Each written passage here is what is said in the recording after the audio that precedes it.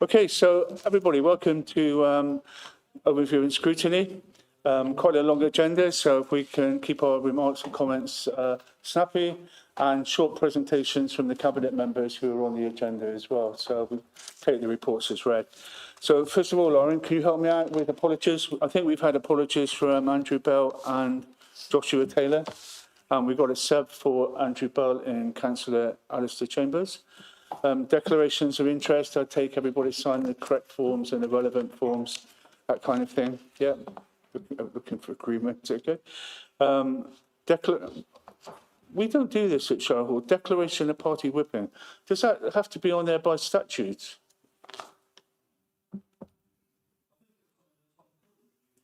I'm never quite sure what it means. Does it mean that we guarantee that we haven't been whipped into voting a certain way? Do you want it kept on or taken off? Yeah. Okay, so we'll leave it on. Minutes of the last meeting, I was on holiday. So is it okay for me to sign them as a true record, with one exception from Councillor Pullen, which we picked up? Yeah, we got that. Okay, public question time. Just looking around, no questions from the public. Petitions and deputations, never received. Oh, sorry, I beg your pardon. We don't have that. Yeah, if you've got one, please bring it up.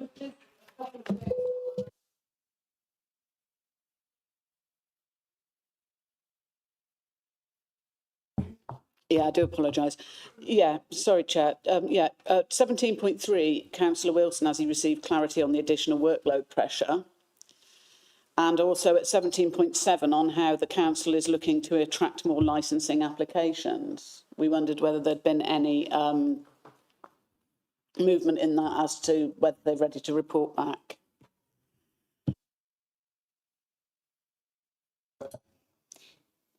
Thank you, Councillor James. We send round an action point item, and I'll follow that up and get that information ready for the next meeting.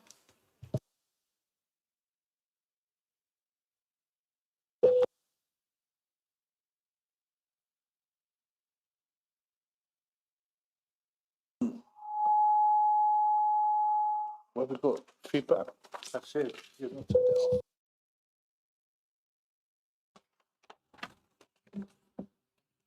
So, sorry, we've got to item 7. Is that right? Jeremy?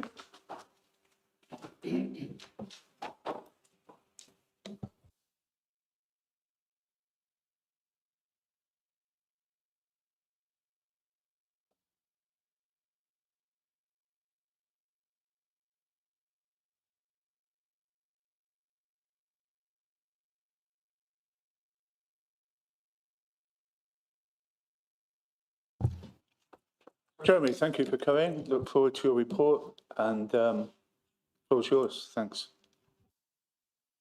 Thank you, Chair. This is the council delivered housing supporting regeneration in Gloucester. This is kick-starting some work that the Cabinet is very keen to progress, which is the urban regeneration, and particularly in the areas close to the city centre, and to start building new homes in this area. We think that not only do we need those new homes within the city centre or nearby, but we also need them to support the business economy in there. If there's more people living in the area, then it will be beneficial.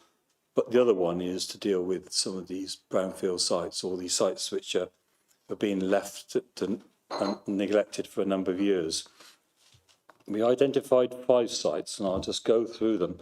3 of them are owned by Gloucester City Council. So the first one is Wessex House. We're hoping that this is owned by the City Council. We've allocated £50,000 to explore the various massing options on this site. If you know the site, it's next to the railway subway, which is nearing completion. And the site has been used as a compound for the construction workers at the forum. So once that's cleared, it's a site that is available for housing. We think we can probably get 45 dwellings on that site.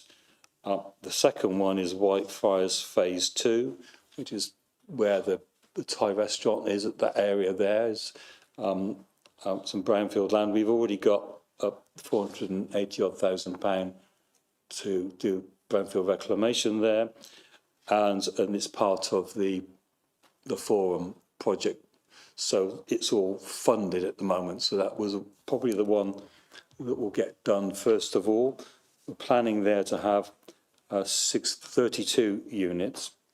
The other one that we've looked at, which is owned by Gloucester City Council, is number 20 to 26, the Oxbow. And we're looking at the floors above the shops. There's 4 units there. We think we can reduce those to 2 bigger units and make a front entrance so that we can get accommodation above. And that might provide 6 one-bedroom self-contained apartments. And then the other ones are 2 privately owned ones, which have been left, frankly, to rot and decay. The first one is 69 London Road. You'll remember that the council passed a motion back in May 2018 to try and kickstart this project along, and we did include a reference to compulsory purchase orders. Nothing's happened on that site. It's an eyesore in London Road. It's in a conservation area. It's also near to the hospital. It would make ideal housing. We have, since publishing this report, had communication from the owners who say they've got a project in mind. Well, they've been telling us that for a few years, that they've had a project in mind. And the purpose of taking this forward is to push them to either deliver their project. If they won't deliver their project, then we'll look to bring in a partner to help us acquire the site and put in housing, possibly public sector housing. And I've already had a chat with a potential registered social landlord who said in private conversations that they might be interested in working on this project with us. Similarly, 106 to 114 Northgate Street, that's Spraydeal Court. That is not dangerous, but it's in terrible disrepair with broken windows and other things. Remember, a few years ago, the main hall fell down, and it's owned by, I think, a guy in Bristol. And again, we've had communication from that person to say, oh, it's on the market. Well, again, it's the site that needs to be worked for. I think this is the most critical one of all the 5 sites because it's the one which has got a building that's a positive building in the Northgate Street conservation area. And therefore, we really need to make sure that we work faster on this one in order to deal with it. It's one of those buildings that we did identify in our manifesto. So again, it's one that we need to work through, and we're going to need to get partners in order to fund these schemes. And I did mention these sites to the 2 civil servants that came to the City Region Board. I'm hoping that we'll get to know more about what the government's position on helping us with brownfield sites. We haven't got a lot of sites in the city that aren't either contaminated, have got archaeological problems or everything else like that. So on a number of them, we're going to need probably public sector money in order to deliver the sites. There's others, of course, around the city that we might want to be looking at. Again, once we know what the government plans to do, and I suppose we might get a better idea of what government policy is and what sort of funding is going to be available when we hear the budget this time, and make possibly more so the budget in the spring of next year. That's where we are, Chair. This has been through Cabinet, but it's here for negotiations. If there was any consideration of compulsory purchase order being moved formally and the legal notices being given, it would be after considerable negotiation with the current owners, making sure that we have business partners available to do it, that we have the funding in order to deliver the projects, and that we've got to the point where nothing's happened with the owners of these 2 important sites. that's where we are on this project. There are other housing projects. We haven't forgotten about them across Gloucester.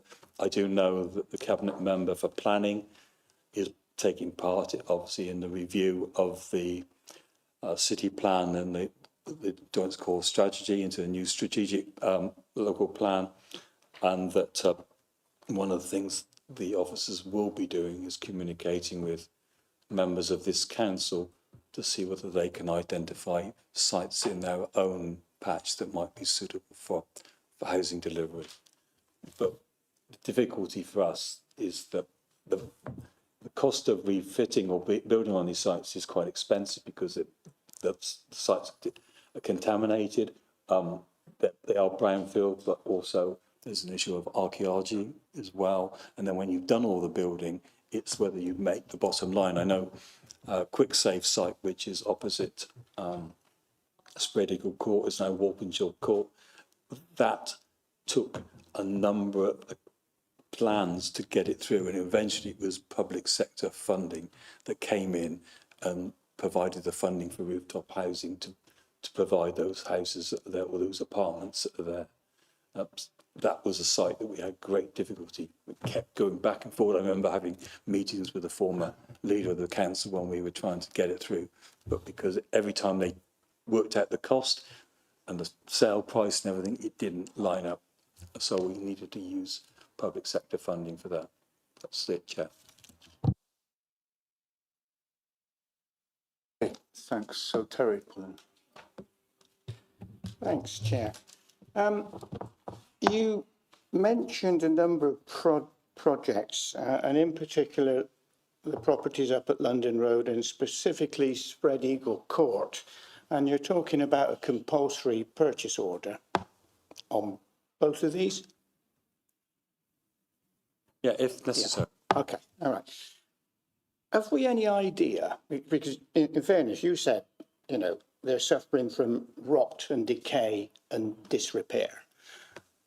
Have we any idea what the renovation and development costs will be on these properties? Because we wouldn't want to go ahead under a compulsory purchase and then find that it's uneconomic and unviable to develop them. So, you know, what are the costs involved? I couldn't tell you what the costs would be involved at this time. I know that both sites have been valued, and the market value of the sites doesn't match up. I know of a Dutch company that took an interest in the one that's owned by Pall Mall in London Road, made what they thought was a generous offer, which the owners thought was not, and it didn't go ahead. The whole business plan would need to be put together, Terry, before you would even think about using the compulsory purchase order. We're just identifying that to show that we are serious. I mean, if the owners of these two properties get ahead and produce their own plans and we can see movement on there won't be any need for a compulsory purchase order. The fact is they've been sitting on these sites for year after year after year after year after year. The site Pall Mall, it would have owed the local authorities, both the city, county and the police, at least £1 million in business rates that it's not been paying, and the building has been in decay and it's in a conservation area.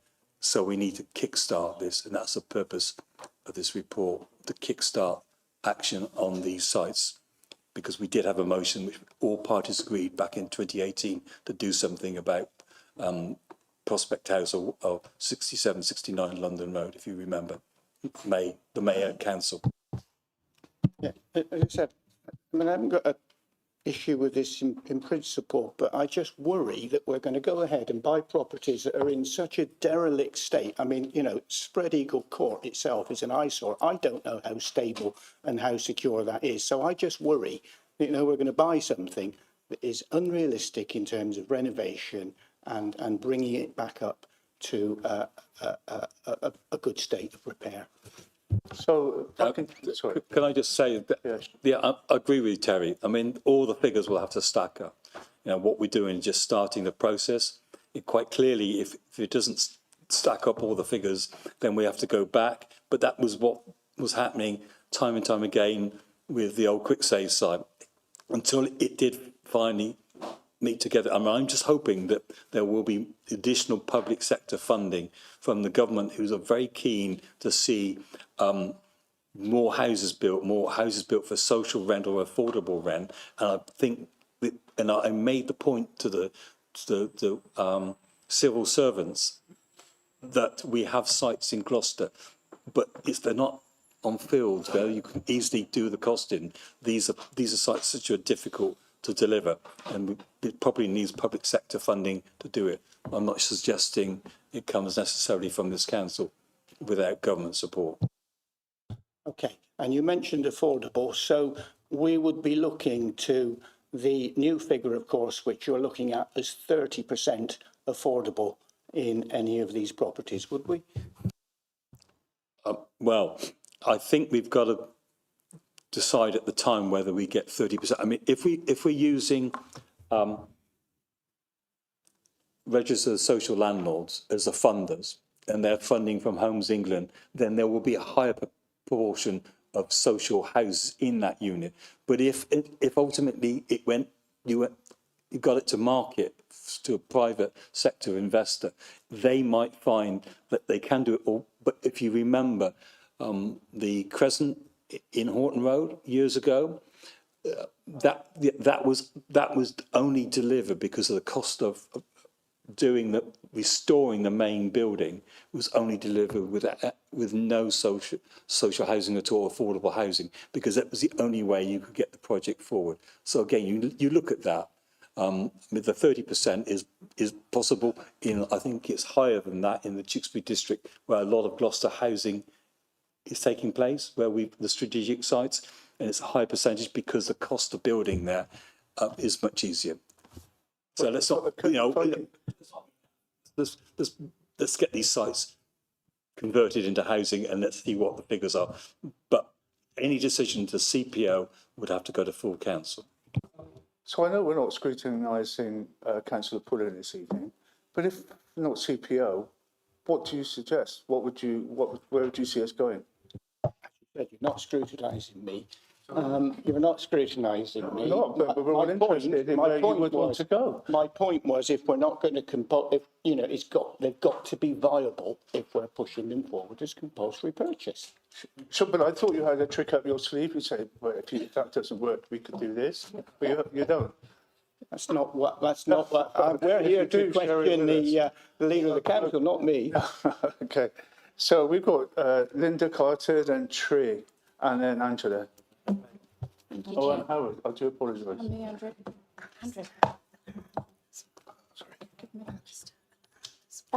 Jeremy, what sort of timescale are you talking about for them to get back to you? Or have you got one? We haven't got one. One of the timescales I'm waiting for is the new head of place to start working December, because I want to use his ideas and thrash ideas out with him about how we can progress these projects and which ones. I mean, I think the first one, the one that's part of the forum, will be the first one that will get delivered. That's already in the system and it's fully funded. I think then the other one will be easier to deliver for the council, of course, will be Wessex House. The conversion above the Oxbow should be fairly simple.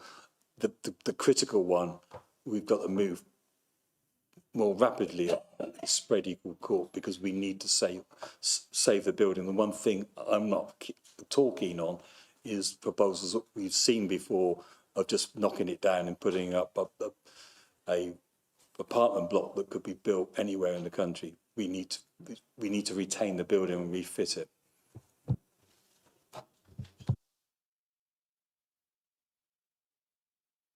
Before you speak, I'm just going to talk through to Lauren. I should have thanked Tree for chairing the first meeting of the new committee. I was on holiday. So thanks, Tree, for doing that. Thank you. Okay, Tree. Okay, so my question is, how have you arrived at pursuing projects on these particular 5 sites? Yeah, we've got many other sites around the city centre and buildings, and it does feel a bit to me like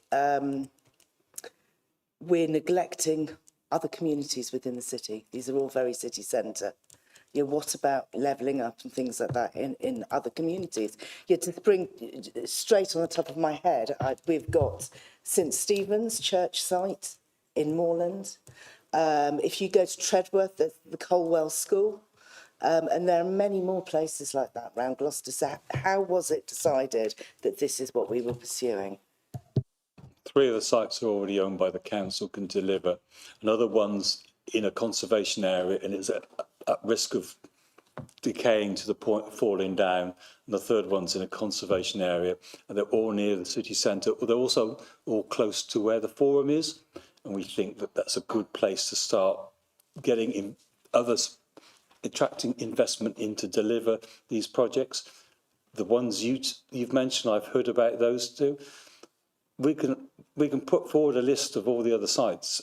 This was just the starting point. Say that they're all close to where the forum is, and we think because you've built the forum and you've like Spread Eagle Court right next door, then the delivery of new housing on that site, restoring that building, you probably get a better resale value if you were selling the properties and things like that. So it might stack up when you're looking for funding. Okay, thank you. Next one is Angela. Thank you, Chair. Well, it's a caveat, really. I think I read today that there's something like 1 million families across the country in need of homes. These are properties in the city centre. Are we going to try and get a balance between family accommodation and single or double person apartments? Or do you think there might be a predisposition to accommodation that would suit single people, maybe students, when I think we'd all as a council agree that we really want to put some emphasis on looking after the families that need homes. I've read that there's an oversupply in some places of one person or one bedroom apartments.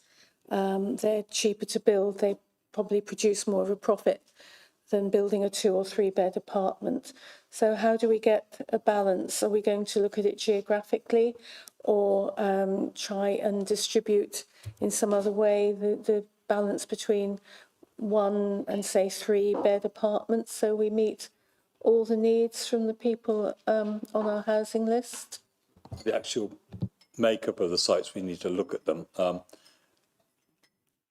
We're looking at, this is not just a housing project, it's also a regeneration project. Critical to this part of the city and close to the major investments that the council has already put into it. The new bus station, the upgrading of the railway station, and the forum. And it's also, they're all close also to Gloucestershire Royal Hospital, so it should provide homes for people that might well be working at the hospital as well. Bear in mind that there are plans for new housing at Podsmead. I think there's a planning application in for that needs to be delivered. Bear in mind that the further up Great Western Road, there is Utopia proposed housing development, which has got planning permission for 315 properties. There are apartments and there are houses there. I did meet them last week to have a chat about that particular development. And also there's the proposal for 300 units at St Oswald's. Quite a bit of Gloucester's housing need is also identified in the Tewkesbury district area because we just do not have a lot of land available to do it. I mean, and the 2 sites I've mentioned are both brownfield sites and they will require decontamination. It's not like building on fields where it's much easier, much more cost effective to do it. And we need to look at other sites in Gloucester as well. But we're more likely to find smaller unit sites in Gloucester than we're going to find big housing developments. I mean, there's 400 units has been given permission at the Alston Sand and Gravel site along Horton Road as well. that might well come forward if they can find a place to relocate. I did speak to one of the owners the other day and said that they're looking for somewhere between Gloucester and Cheltenham to relocate their business to. Hopefully they will do that and we can tidy up that area.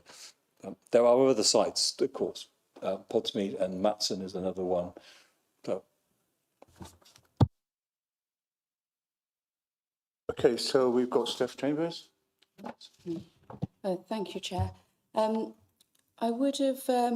just wondered if you considered making this report a joint report with housing, just so we get a balance of not just growth and regeneration steaming ahead without the thoughts of the actual housing need.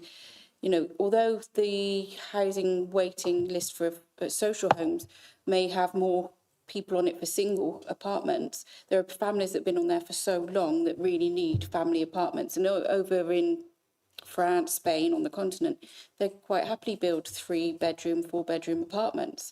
So, you know, we could still do that with the apartment blocks.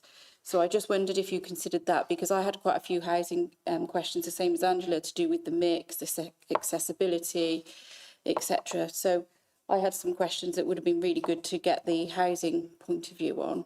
So that was my first question. that'd be all part of the process of doing that. When this report was in its draft form, it had both my name and Luke's name on it. We will look at the housing need and do that. I mean, we're talking about sites which are difficult to plan. I think the 32 units that are going at Whitefriars, it was going to be less than that, but I think the priority now, it was made during your administration, that those should generally be, or all should be social housing or affordable homes there, rather than the market properties that the for stage one was. So, yeah, of course we will. Well, we've got to look at everything. This is a beginning of the start of a project.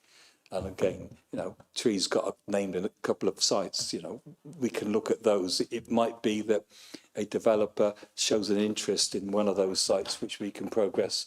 But I mean, the council itself has got limited working capital to do these things. It's invested one heavily, though, in the forum. And we should try and benefit from the investment in the forum to lift that part of the city up even further. And that will hopefully increase the number of jobs that are operating in that part of the city, because businesses will thrive if they've got people living nearby. Make it more like a European city where people live close to the city centre. You know, I'm extremely disappointed that Sainsbury's closed their store in Northgate Street. Maybe if there would have been a lot more people living in the city centre then, they wouldn't have closed their supermarket. It was very popular with the people of Kingsholm in the city centre at the time. And even people that came to work in the city centre used it often. So we need to make sure that the housing that we've got there can support a stronger community in the city centre as well.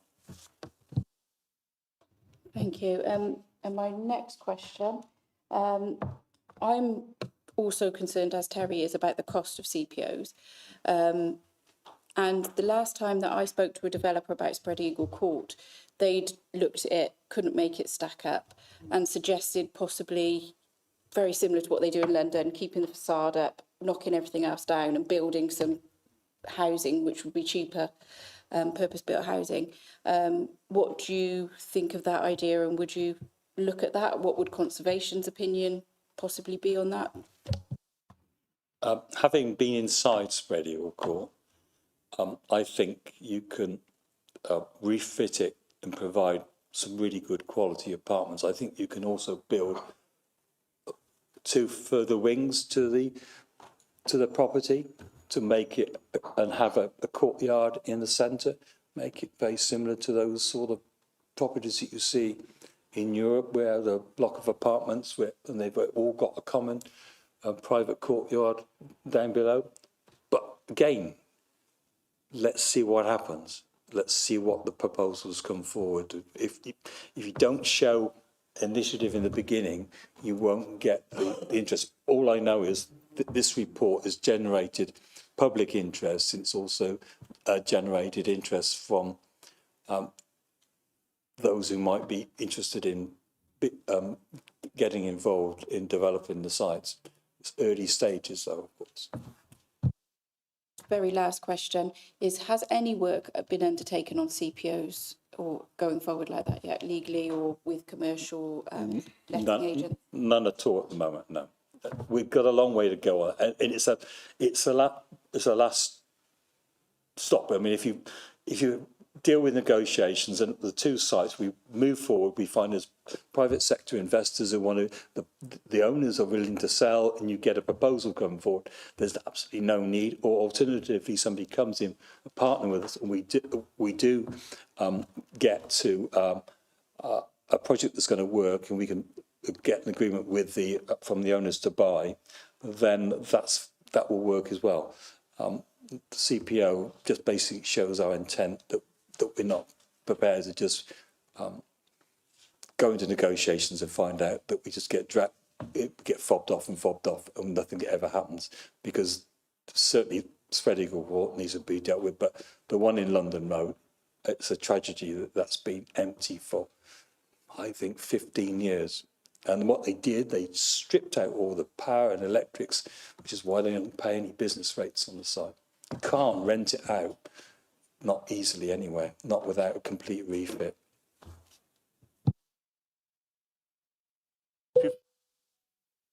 The managing director. Sorry, John, yeah. If I could add something, Chair, just to let you know, in answer to your question, the Minister of State for Housing and Planning wrote to the leader and myself, well, all council leaders and chief execs last week, to say that they, as announced in the King's speech, they intend to introduce a planning and infrastructure bill in the first session of the new Parliament, which will further reform compulsory purchase compensation rules to ensure that what is paid to landowners is fair but not excessive. So there are changes that we expect to see. The planning and infrastructure bill, I'm told, may appear in the new year, and we're expecting it to contain further reforms to the compulsory purchase rules at that time. Thank you, Chair. Before I take Howard, can I just ask you, Jeremy, if you've had any discussions with the management at Gloucestershire Hospitals Trust to see if any of these sites would be of any use to them in terms of finding homes for some of their key workers at the hospital, given their proximity to it? Not at this point in time. As I say, we drafted, the report was drafted during the summer. We've just appointed a new head of place, so we're in a sort of a couple of months gap, and I think that's a good point and something that needs to be discussed as well. But I want the new head of place to look at all the options and try and come forward with some of. But clearly, there's a lot of accommodation already in the King's Own and Wootton area, where there are members of staff that work at Gloucestershire Royal Hospital. So it doesn't necessarily need to be key worker accommodation. It just needs to be accommodation which is suitable for a small family or individuals. It depends. But I've got a lot of people that work at the hospital in my patch. No, just throw that into the equation so you can keep sight of it. That'd be really helpful. Just very quickly as well, before I take Howard, Tree made a comment about sites outside the city centre. And I appreciate you can't do everything. You can't do everything, particularly in your early days. But the two sites specifically that you mentioned, wow, I remember going back to my days in the cabinet when we were having quite detailed discussions with the clergy at St Stephen's in the diocese, and also on Colwell. We put a lot of effort into that. And one, I thought the issue at St Stephen's was moving really well. So, and then also I was surprised to hear that Colwell, at one point it was close to being sold. So Jeremy, I'm just wondering if you can do us a favour by asking your team to compile a list of the sort of the sort of areas in the city that Tree was talking about, and just a one-line sentence saying where we are with them, that would be really useful. So this isn't just a review, a scrutiny of the sites you've listed here, but more of an overall review, but nothing, no great detail. One sentence would cover it, and just explain to us what's happening. That'd be really helpful. If you can agree to do that, please. We've got a building at risk register. Local, local one, and I know. I think Spread Eagle Court on that one. So I think we could have a look at that and share that. I think it's from conversations I've had. I think it's being reviewed. So let's just see. We'll try and pull that one off and send that to you. And I think then if members have got suggestions, then it's best to put them in. Let's just hope that the government's keenness to build more homes in the UK, it also means that we can actually deliver more homes on sites which are brownfield sites and ones or redundant office sites and things like that, where the best thing to do is to put housing there, to bring more life into those parts of the city. Can just ask the team to do that. That'd be really helpful, and circulate it to all the committee via Laura. Okay, Howard, thanks.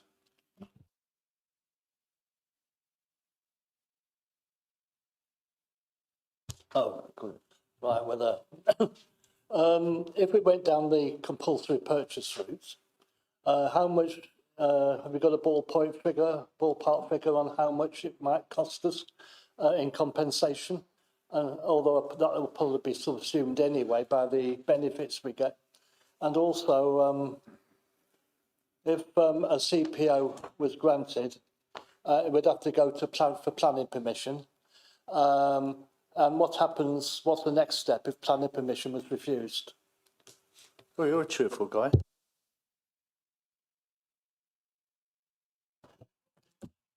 Those are hypothetical problems that might or might not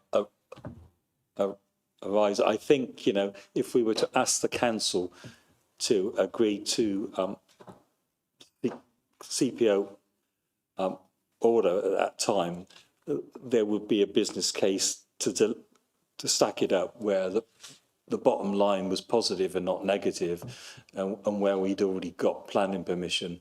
You wouldn't want to take that until that point. So we need to be confident of it all before you agree to do the CPO, then because you're going to need to put your money in.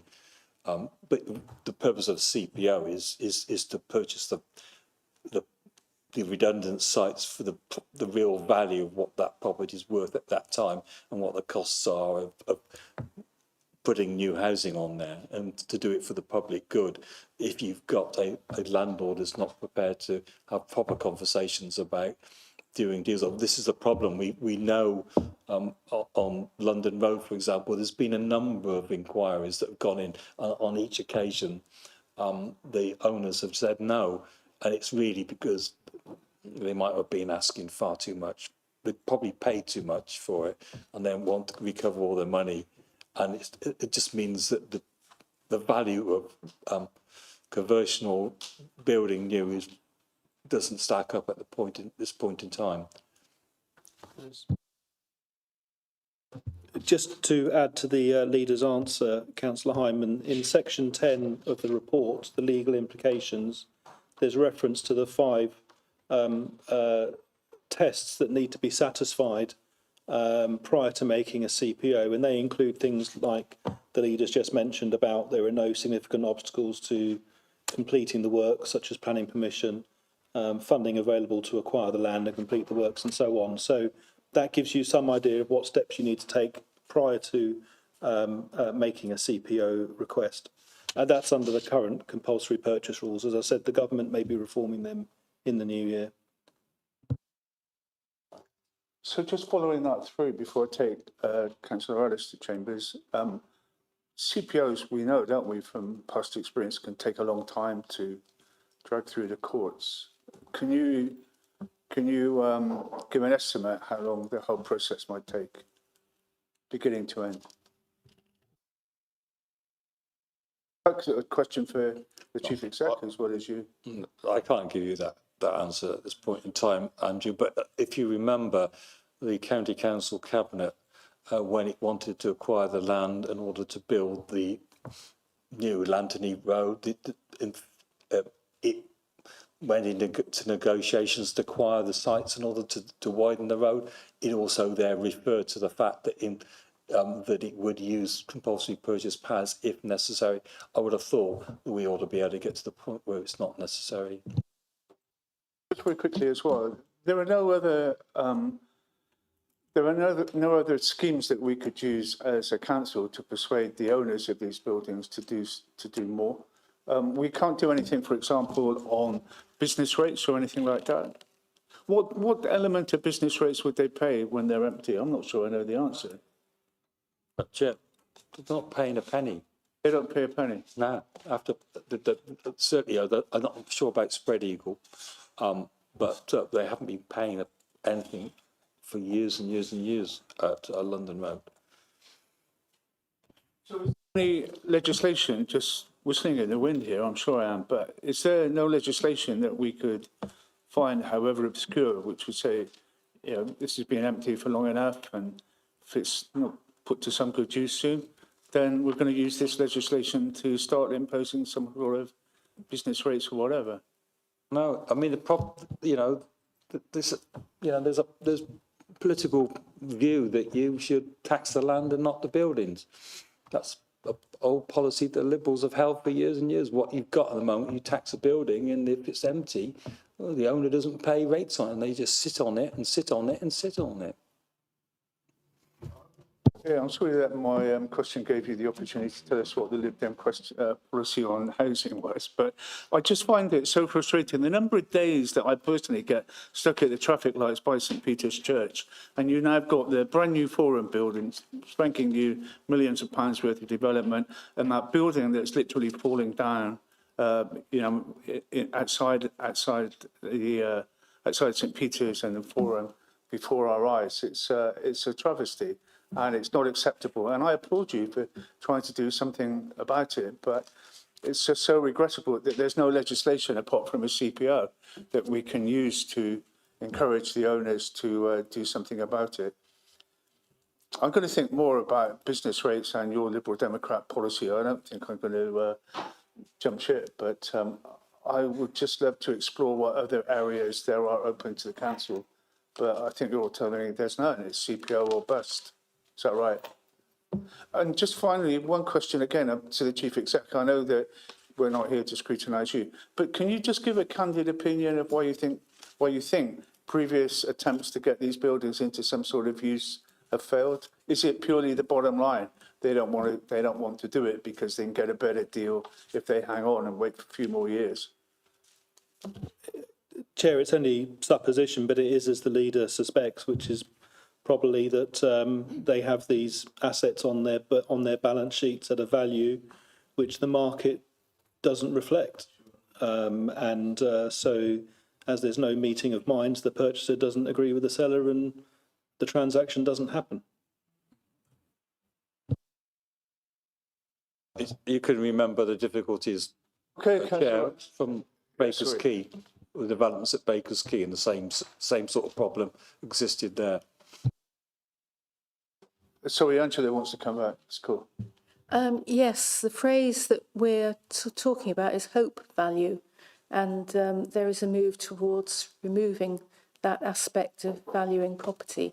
So when developers catch on to the idea that hope value is no longer a thing that's worth hanging on to, maybe they will all adopt a more realistic attitude towards the value of their property, including the ones we're talking about. But that's got to permeate, presumably, into the profession.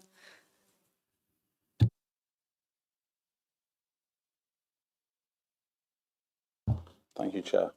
Hey, Jeremy. Thank you for preparing this document for us to look at.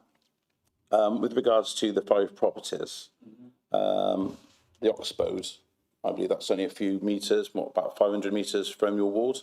Just go down Northgate Street, turn second left, and that's on the Oxbow. Is that correct? On your political ward? The Oxbow is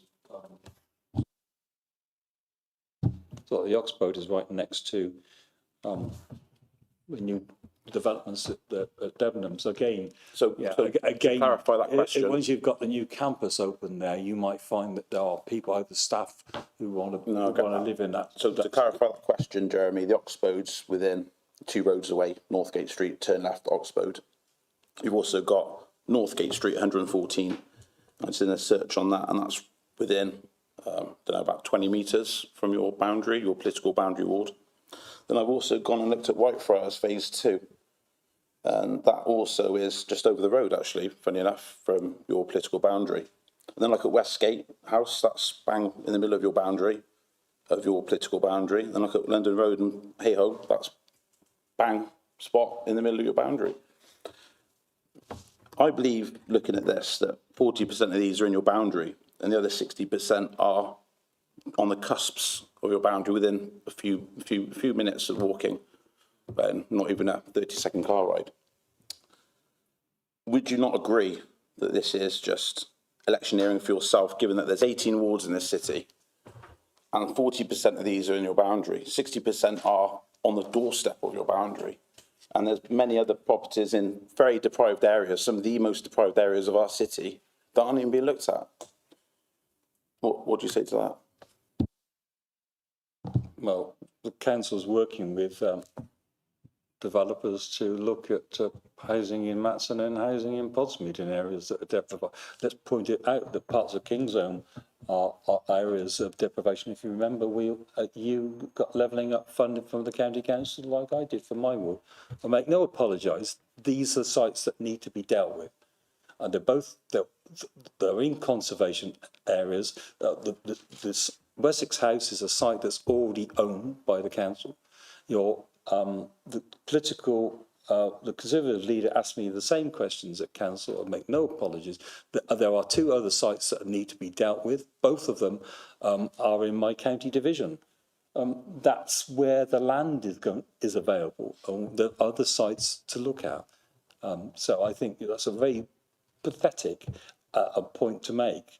And it's a petty point to make. These sites need to be dealt. I'm quite happy to tell the people of Kingzone that the leader of the Independents thinks that these sites should be just left to rot and nothing to be done about them forever and ever and ever.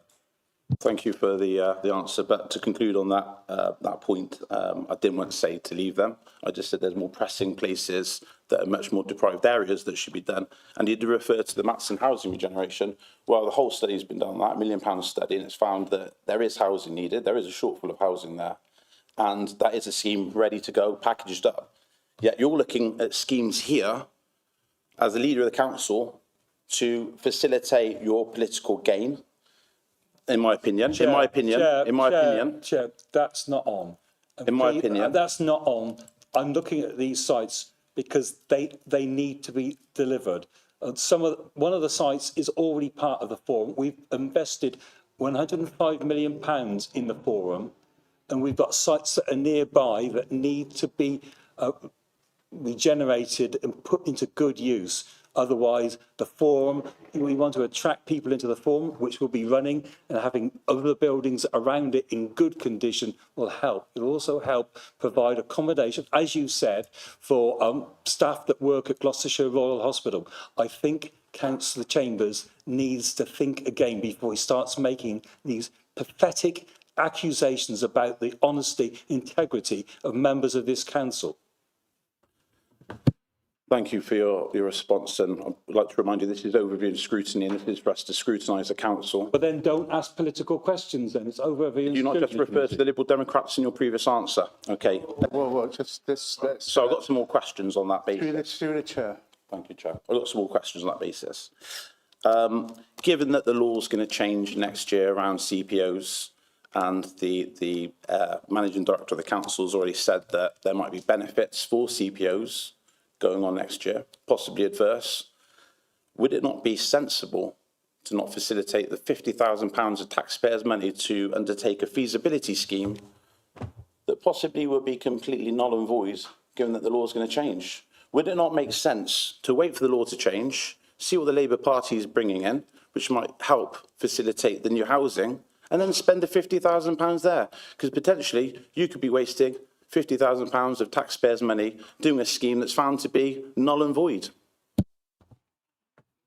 Well, the £50,000 chair, he's obviously not read the report, he's just making political points, is Wessex House, which is in the ownership of Gloucester City Council. That site has been identified by the previous administration for housing.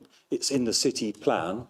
I think, it was done I mean, he was quite happy to stand as a Conservative candidate in 2021 to support that policy. But we're not being political. Support that policy. So the £50,000 is to study the site, to come up with a plan for housing on that particular site. The development has not gone ahead as fast as it would have done because the site has been used as a compound for the forum. So all we're doing is taking forward a project the previous administration had identified as needing to be done, and one that's been identified in the city plan. Similarly, in the city plan, the one in London Road is identified for 60 units. So Jeremy, that's another one that will be on the list you're going to get to us to give us more information. So we've got to move on, Alistair. You've had 3 shots at it. You've had 3 shots, 4 shots. Given that obviously you've got the new housing developments going away and homelessness in the city is sky high, family situations of family homelessness is significant. I think there's 6,000 people waiting on a housing scheme in Gloucester. Given that the previous administration had bought 2 properties in the Kingsholm ward area on that basis for homelessness and families that are homeless, and you're looking to buy properties, obviously you're not going to be selling those properties. The City Council has just spent surveying fees, ordnance survey fees, land registry fees, solicitors' fees and purchase fees and stamp duty fees, and throw all that taxpayers' money away and ensure that those houses that were purchased by the previous administration are still facilitated in your ward for the whole purpose of ensuring families aren't homeless. Please, can you give us your guarantee as leader of the City Council you will not sell those properties and you will keep them for homeless families in our city and individuals that are homeless? Can you give us that guarantee? Chair, there's 5 sites here. We're planning to progress them. 3 sites are owned by Gloucester City Council. We have no intention of selling the 3 sites that we own. Okay, you've had a fair crack at it, so that's it. I've got no other speakers. So thank you and the Chief Executive. You've spoken about 2 or 3 times already. You certainly haven't, but I haven't seen your hand go up. Has it? Okay, I apologise. Okay, cool. Okay. Thank you, Chair. I'll skip one because I was going to ask you what your criteria was in terms of selecting sites, but that's been well discussed. I was going to ask a little bit about how we could propose sites to be looked at. And again, that's come up in discussion. But I think actually it's worth noting that the conversations around the sites, just drawing attention to the fact that there are sites that can be developed, could be moving things forward. And so I think that is really, really positive. And I was wondering if there was a way to make it easier for members of the public to perhaps bring sites to our attention. Members of the public can write to the council and suggest brownfield sites that they think might be suitable for housing, and we will look at it. No problem. Happy answer, okay? That's lovely because recently, as I've discussed with Councillor Hallman, I have been approached by members of the public pointing out that there are buildings that they feel are in a very poor state of repair, and they would be absolutely wondered to know that we've got mechanisms to try and move this forward. So thank you for that. I'll pass that on to the residents, and I think they'll be most heartened. Thank you. Thank you, Chair. As a new councillor, forgive me if this is a silly question, but given the debate over sites that the City Council owns and sites that might have to have a CPO, are there other sites within other wards of the city that are owned by the council that would be subject to possible redevelopment, please? I can't. Many. There's not many. Most of the property that the city council owns is in the centre of the city, so most of that will be in the Westgate ward. I mean, we do think there's a need to look at Eastgate Street area of the city and how we can see improvements to that part of the city. I don't think there's any other sites. I think the thing is that the members of council can identify sites that they think would be suitable for housing, and then we just take them forward. But most of the sites are in the King's Home, available here in the King's Home and Westgate areas. I mean, there's a hell of a lot of housing that's been built in Westgate. You just look at all down the canal, all around there by Sainsbury's. It's just massive amount of housing that's been built over the years. I mean, but of course, Councillor Chambers would rather us not build any houses in these areas. Objection, I didn't say that. I said make sure they're for homeless families. So one Chambers is going to get the last word. It's not you, Alistair, it's your wife, Steph. Thank you, Chair. And I just want to say, the purpose of being here is scrutiny. So in hindsight, rather than bring this paper forward as you have so quickly, do you not think it would have been more prudent maybe to contact all ward members, ask them what they feel is important in their areas, maybe put out a quick consultation to the public? We've got that great consultation software now that is much more easy for people to use.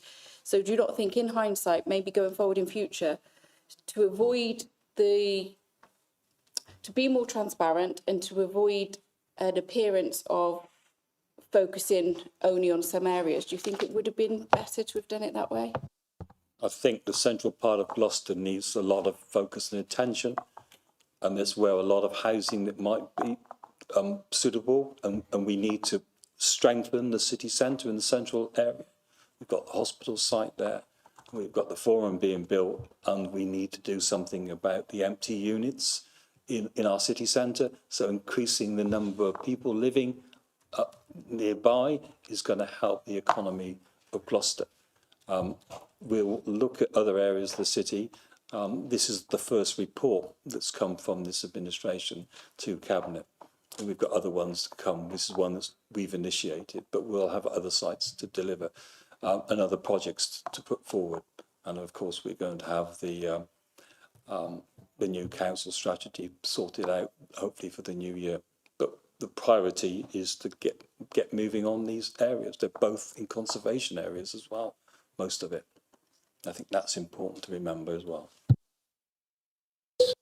So I'm sure that committee will want me to thank you for coming along, answering our questions, and John McGinty too. And I'm also sure that it's something that this committee will want to revisit again quite soon to ensure that we're seeing some progress and listen to the achievements that you've been able to introduce along the road. So looking at Lauren, if we can sort of make a note to bring Jeremy back and get an update on this report, and looking at members, say 6 months' time. Is that okay, Laura? Okay, so we've closed. We're moving on now. We're moving on to the next item, which is the cost of living motion. I'd just like to draw attention to my interest. I work for the Gloucester Gateway Trust, Okay. and they are mentioned in the document. So I just wanted to draw the fact that they are my day job employer. You're staying? I don't think it crosses into anything in particular, No, but that's fine. I thought it would be prudent to just advise. Okay, so that's taken a lot longer than I thought it would take. So we're going to have to get at some speed now. And so that applies to members as well as cabinet members. So Rebecca, can we take it that we've read your report, and can we take it that we've read your report, unless you've got one or two key things that you want to say by way of introducing it? Oh, yes, please. Yeah. Yeah, sure. Okay, Thank that's you. fine. Thanks. That's cool. So, yeah, thank you, everybody. Thank you for inviting me tonight. The cost of living crisis, as we all know, has had a massive impact on residents from all socio-economic groups across Gloucester, but especially those on low-income households who were and continue to be the most affected by rising prices. You'll see this report refers to the Joseph Tree Foundation, who reported that 75% of the bottom 20% of low-income households in the UK have gone without essentials. The amount a person must pay for rental accommodation is now staggering. I'm hearing of rental rises going from 850 to over 1,250 for a family home.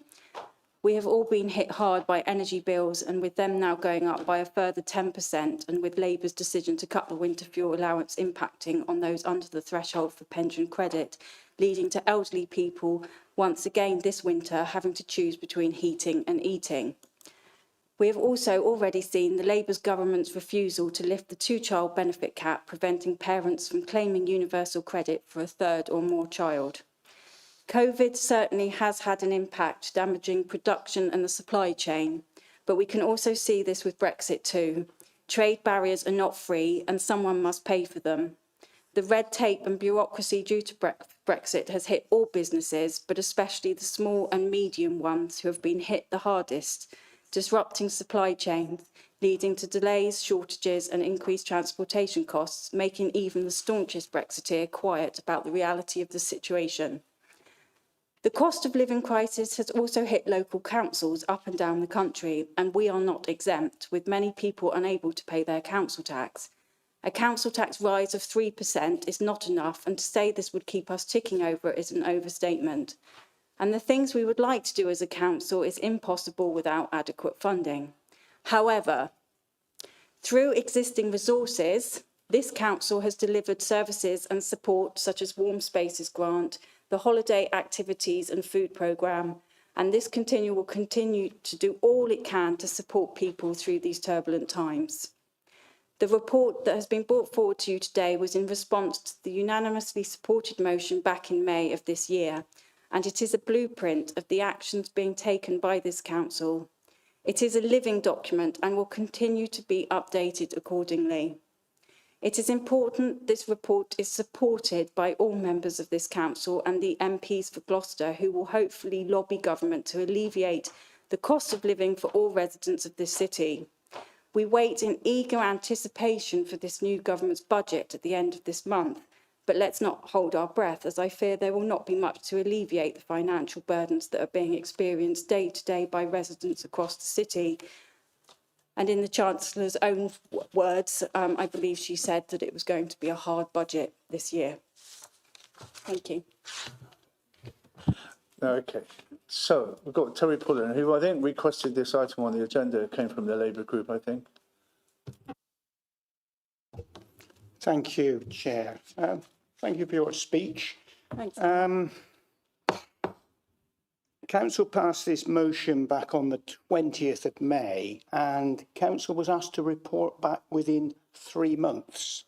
That's correct. The cost of living action plan. And if you remember, I came to a cabinet meeting in July, and you gave an assurance that the action plan would be delivered in 3 months' time. That was in August. And you have to admit, this is late.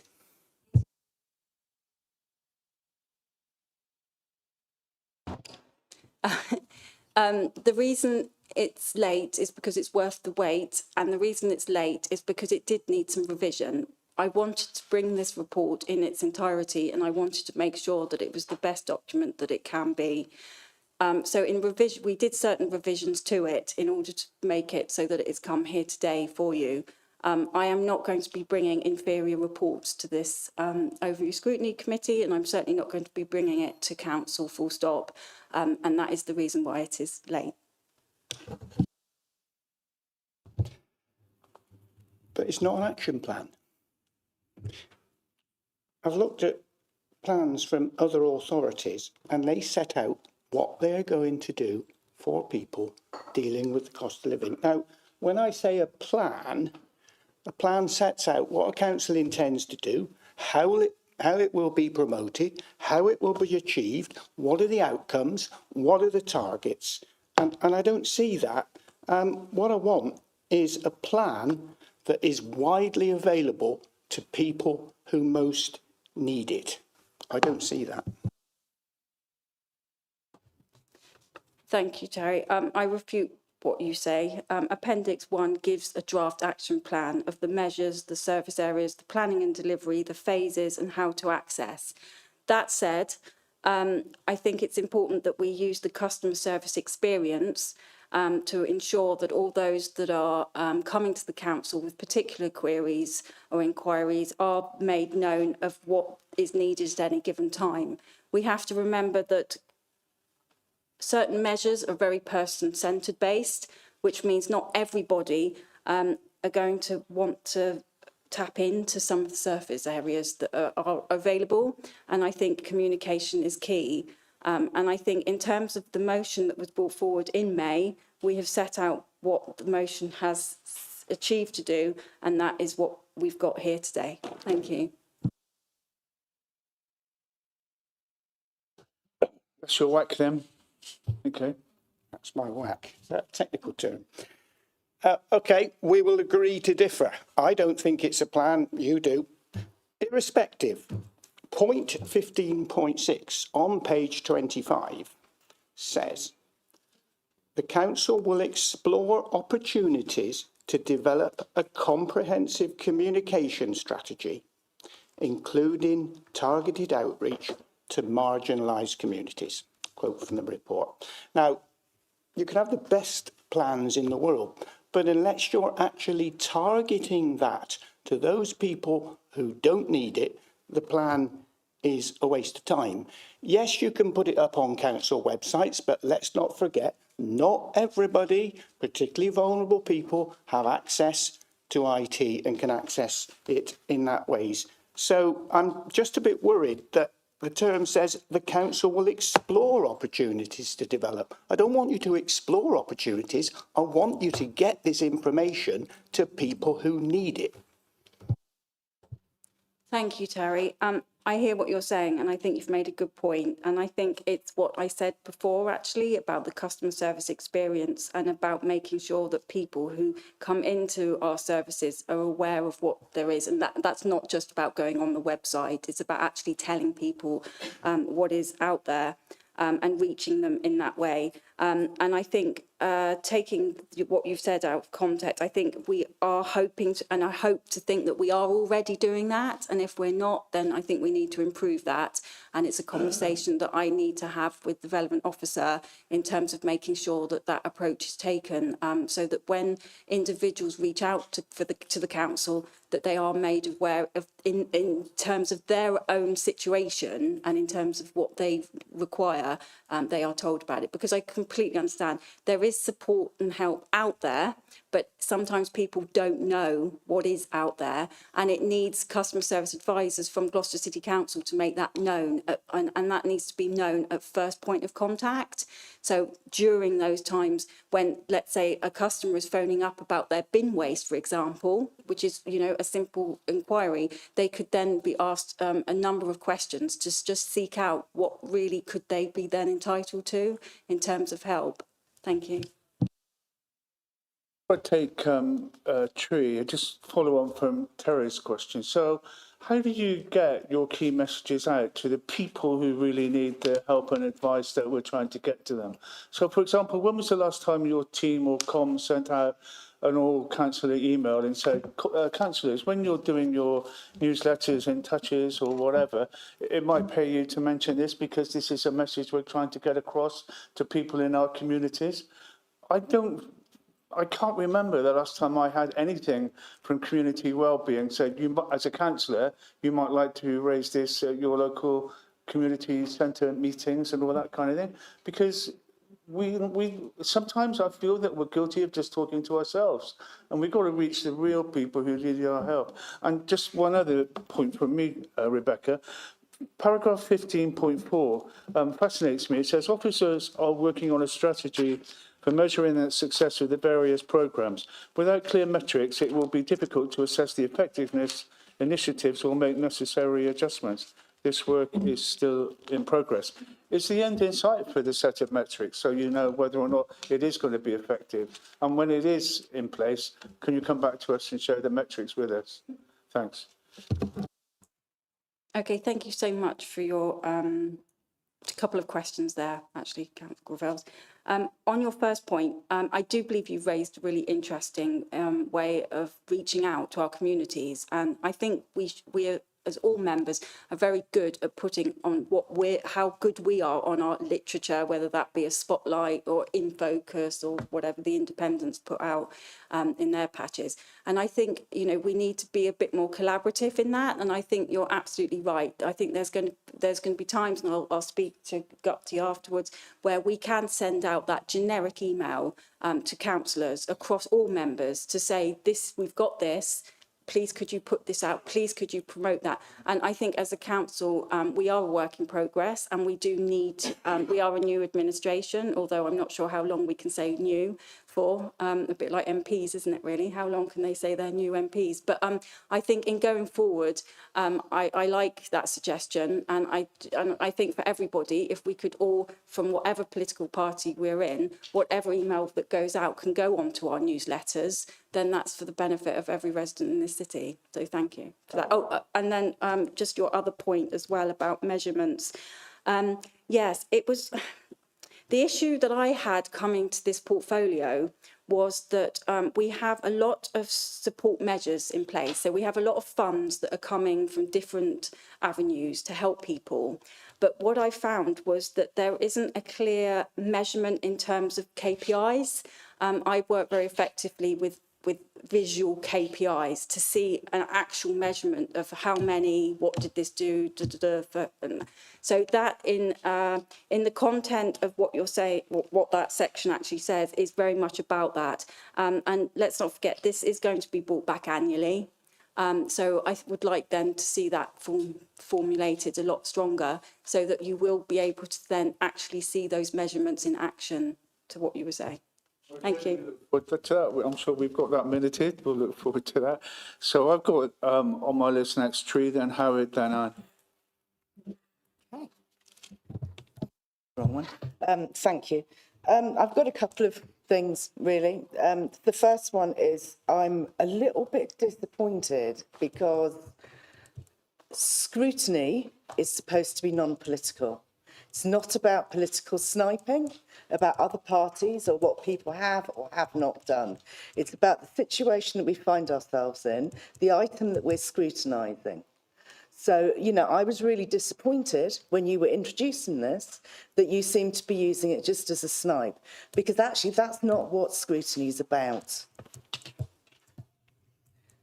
Can I just come back on that? Thank you, Tree. I apologise if you were disappointed by that. Unfortunately, the cost of living crisis is about political decisions. I'm not saying all of them, but a lot of it is the political decisions that we continue, that have been made, like under Brexit, and that we continue to be seen to be made. And with regards to, and that's from whatever political party. So I don't do political point scoring in that sense, but I do feel that in this paper, those political decisions have made a lot of what is happening in terms of the cost of living crisis. And that's what I was saying. Okay.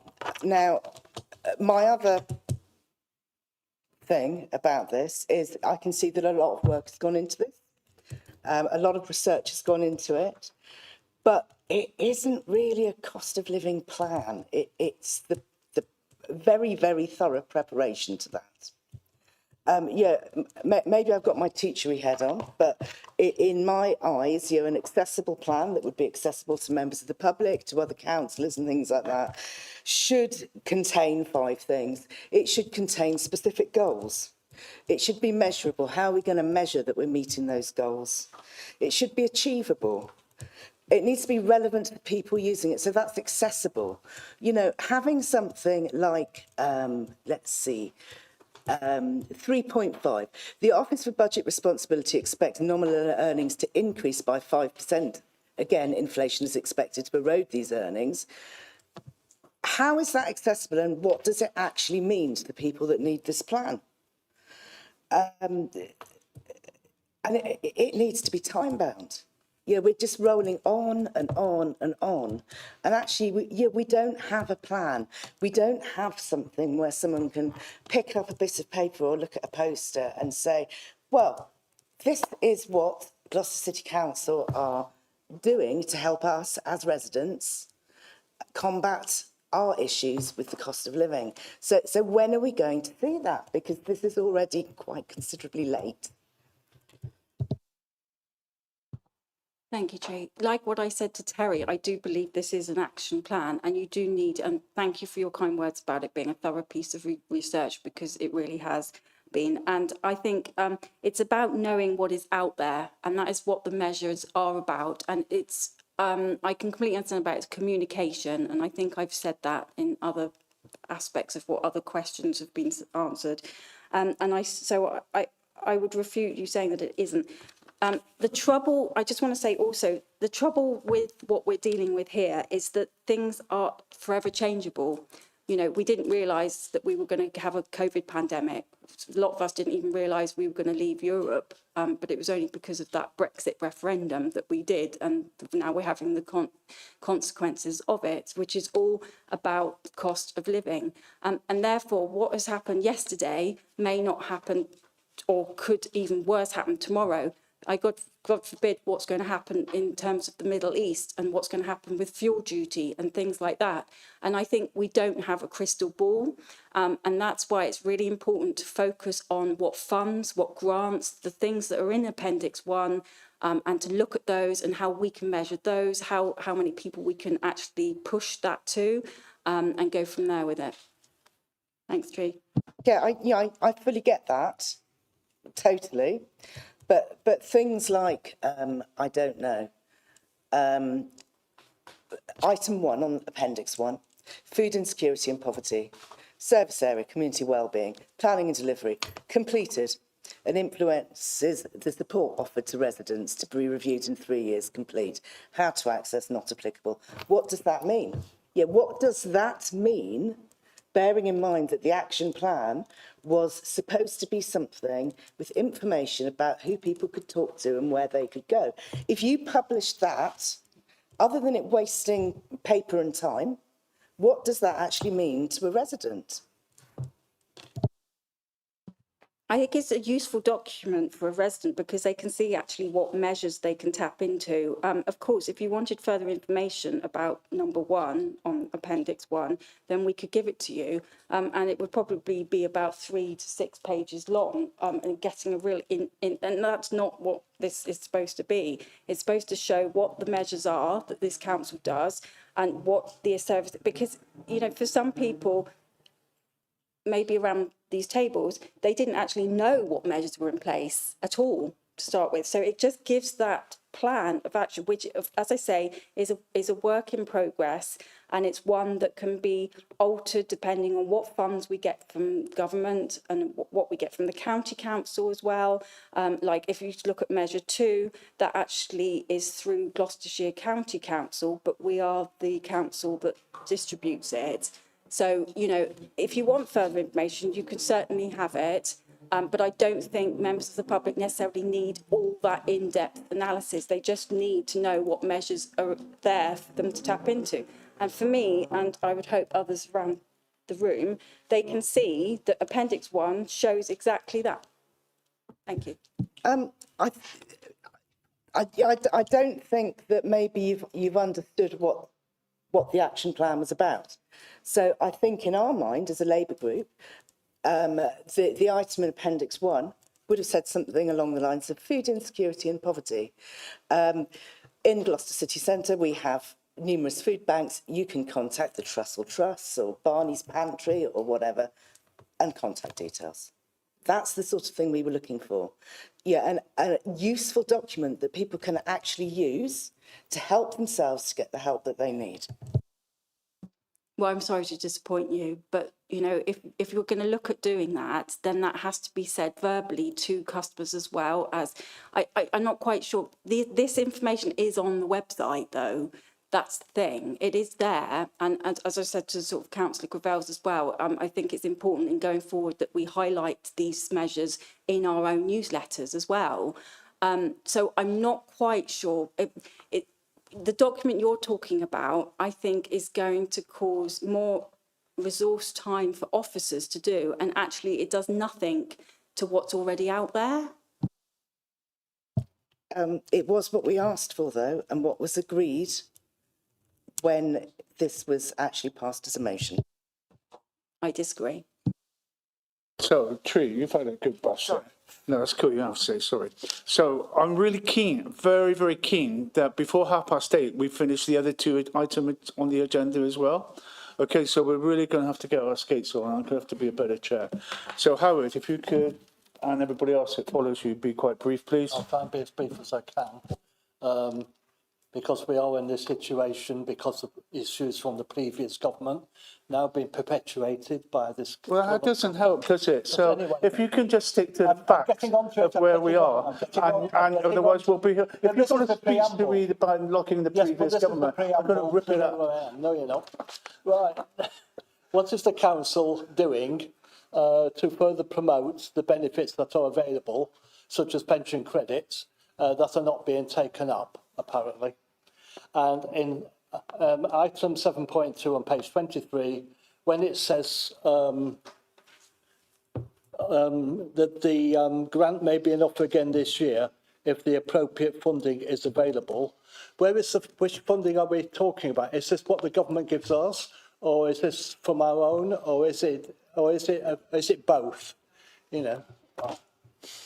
Thanks, Howard, for your questions. Yeah, I just wanted to check with Gupti on that one. So it comes through the grant, just to answer your last question first. That grant comes through the county council and we have to distribute it accordingly. The trouble is, in terms of these grants, we only know very short notice if or when we're going to get these grants. You may have seen a decision that was taken just actually recently in September, and it was about the food pantries. Stephanie kindly sent me an email about them. And again, this was a grant that came very quickly for us. And so it's important that we distribute it as quickly as we can. And so just to answer your question, yeah, that's coming through the county council. And then you asked your other question was about pension credits and those that have been, pension credits and those that are entitled to them, but they're not claiming them. Well, it's a bit like all these benefits, isn't it? Like I know with attendance allowance, there's certain people that are entitled to attendance allowance, but they don't know about it and therefore don't apply. And it's similar to that, really. And I think it comes back down to that sort of customer service initial contact where when someone phones that they just have like a summary of that person's situation. You know, they could ask that some situation just so that they know, and that our customer service representatives, advisors, are knowledgeable about what they could actually be entitled to.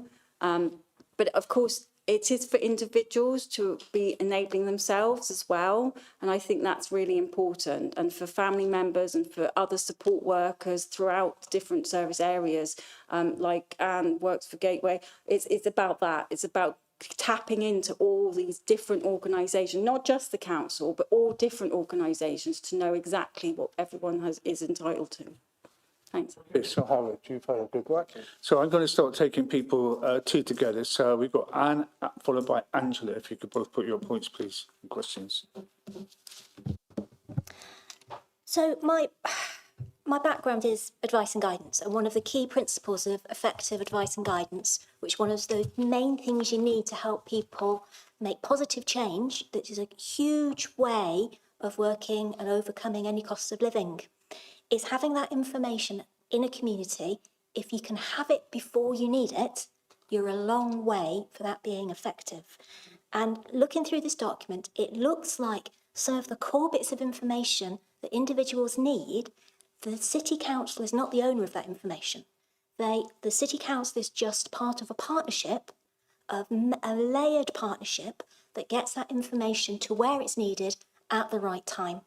So my query was around checking that cascade effect how is the City Council working with its partners to make sure that the pieces, the cogs that they're relying on to get the information out to the end point are actually working. So as an example, as we know, during the pandemic, we were all hit massively and things didn't work as we thought they would.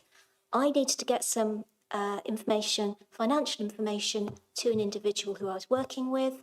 I phoned the primary provider and I could not get through. So the chain broke at that point. That individual was not unable to move forward. So I found another route for that to happen. So I'd just kind of like to know what quality assurance you've got that the organisations that the City Council is relying on to get the information out to the end user are actually doing what you think they're doing. Thanks, Anne. Yeah, you've raised a really good point, which happens a lot. I come from a health and social care background, so I know full well where that chain is then broken and you cannot get that information through.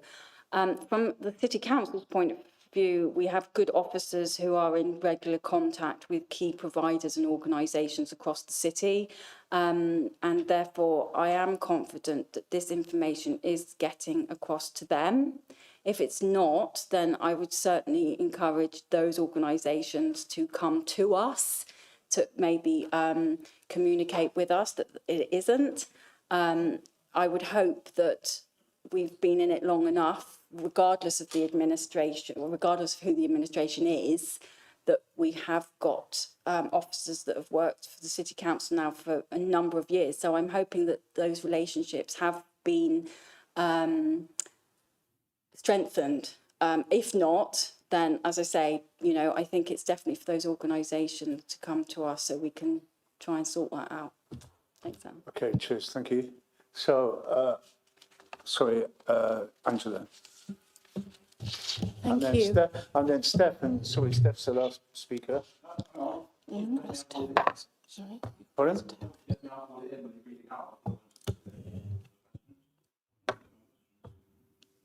Okay, Angela. Thank you. A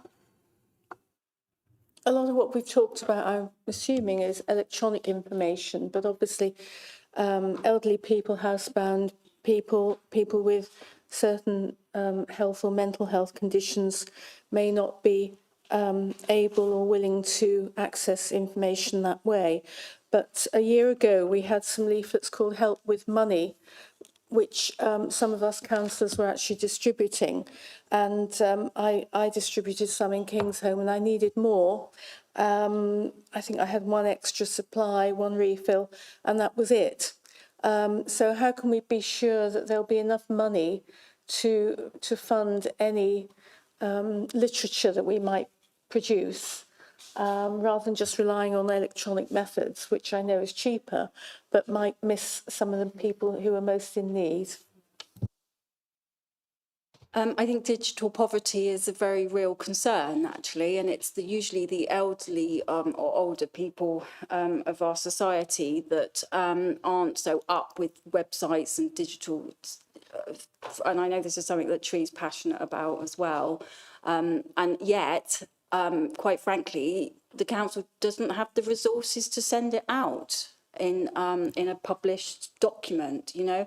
I know throughout my lifetime we used to have government documents that were sent to every resident about certain aspects of certain things, but we just the council finances just does not allow us to do that, even if we wanted to. Therefore, it is really important that this work is pushed at the forefront of our customer services. And therefore, that may be the way of being able to do it. I know organisations that help with things like filling in forms of different benefits, that kind of thing. The CAB, Age UK Gloucestershire, those couple of organisations. But when it comes to it, we just haven't got the resources really to publish paper documents on things. Okay, thanks, Rebecca. So, Steph Chambers. Thank you, That's it. Chair. I had just a couple of questions. So One was more of a comment regarding, you know, the political leaning, and all I'll say is it does feel like it had a political leaning to it, and it would just be better to see reports.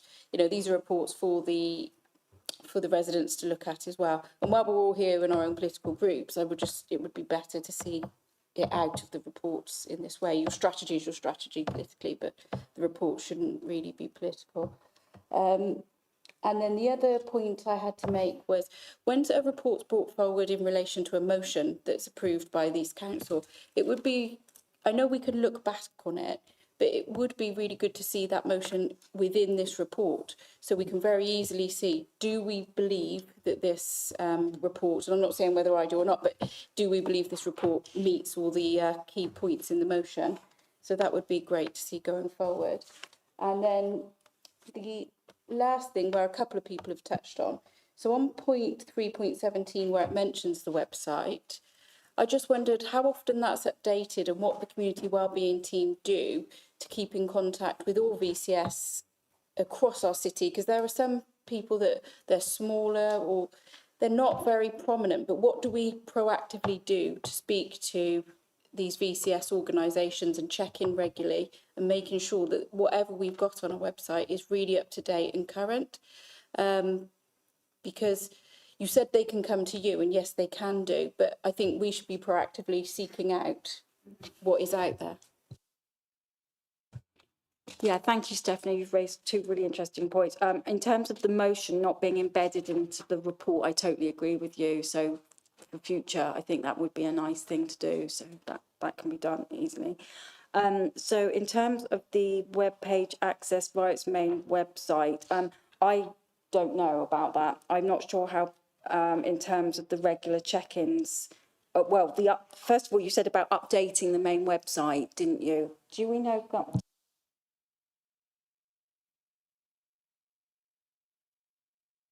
Whenever there's new information, we do our best to get it updated.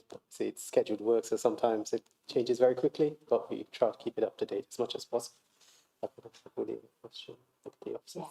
So the officers who work directly in the community engagement team do go out and meet with the VCSE groups, and some work directly in the delivery programs, for example, the Nourishing Gloucester program, the Housing Support Fund, and the Holiday Food and Activity program.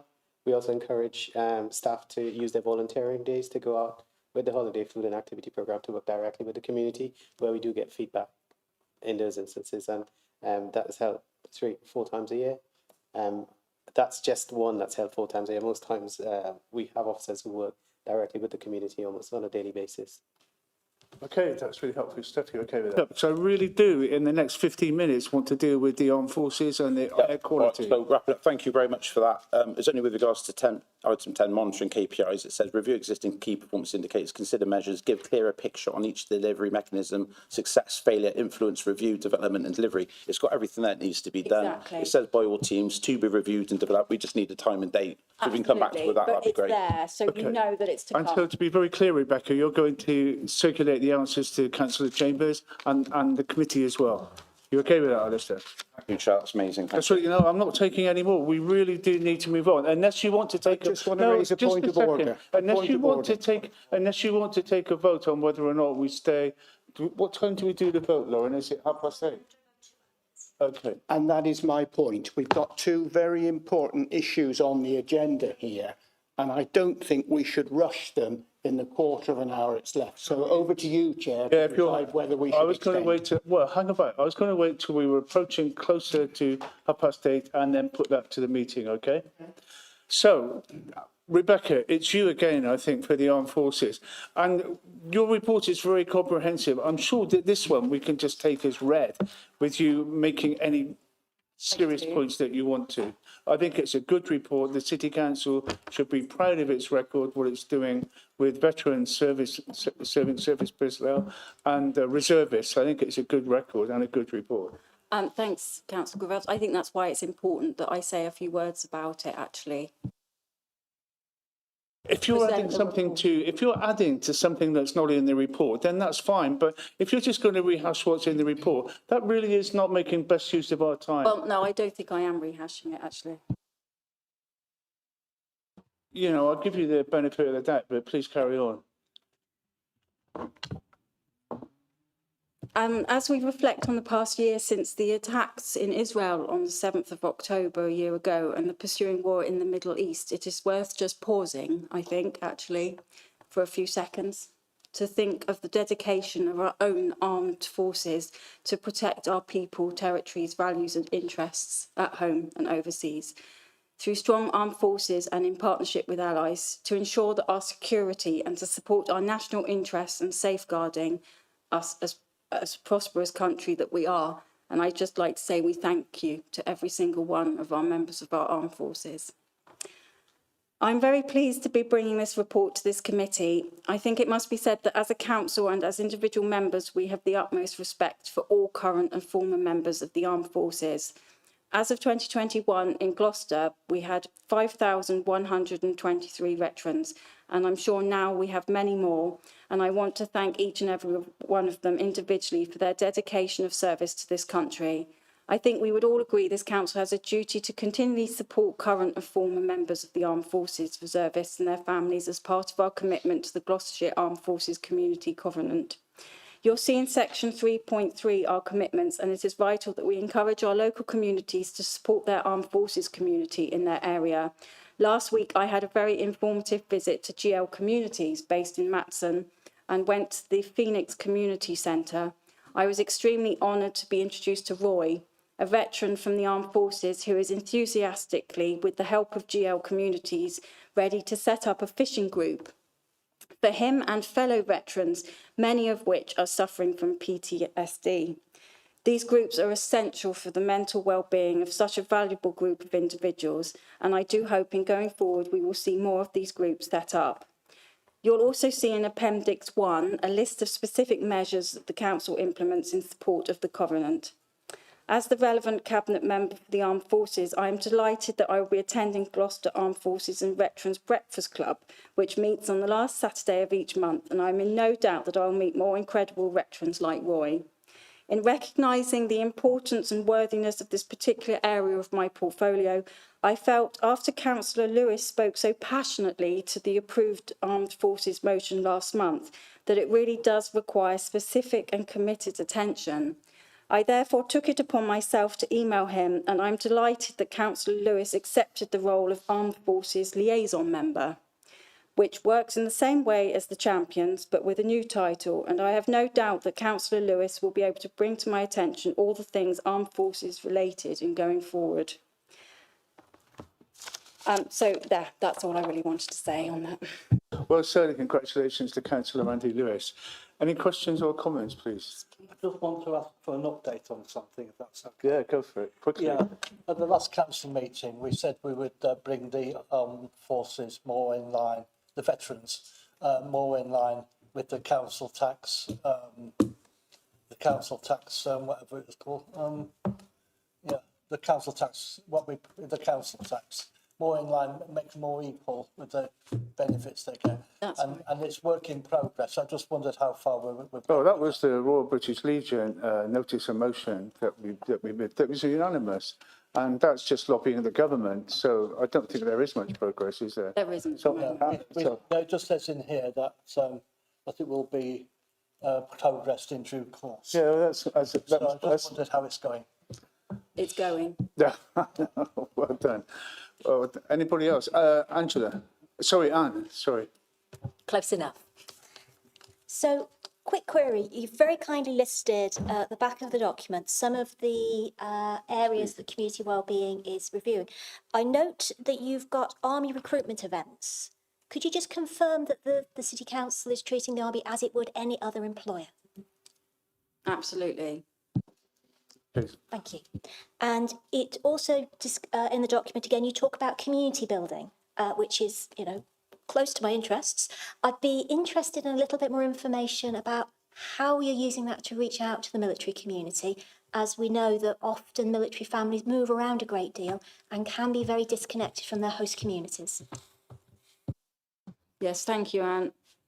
I'll get back to you with a response on that one, if that's all right. Brilliant, thank you. Okay, anybody else? Please. Anybody else? Tree. Yeah. looking at 3.8 on this, there's something which concerns me a bit that I don't know if it needs looking into or not, but it states here that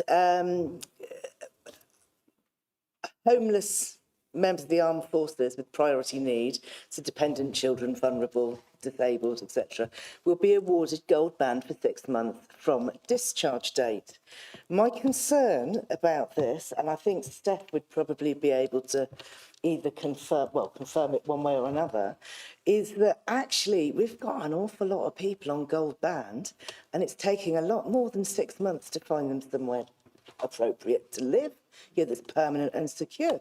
Do we need to review that to give them a longer time on gold band after their discharge date?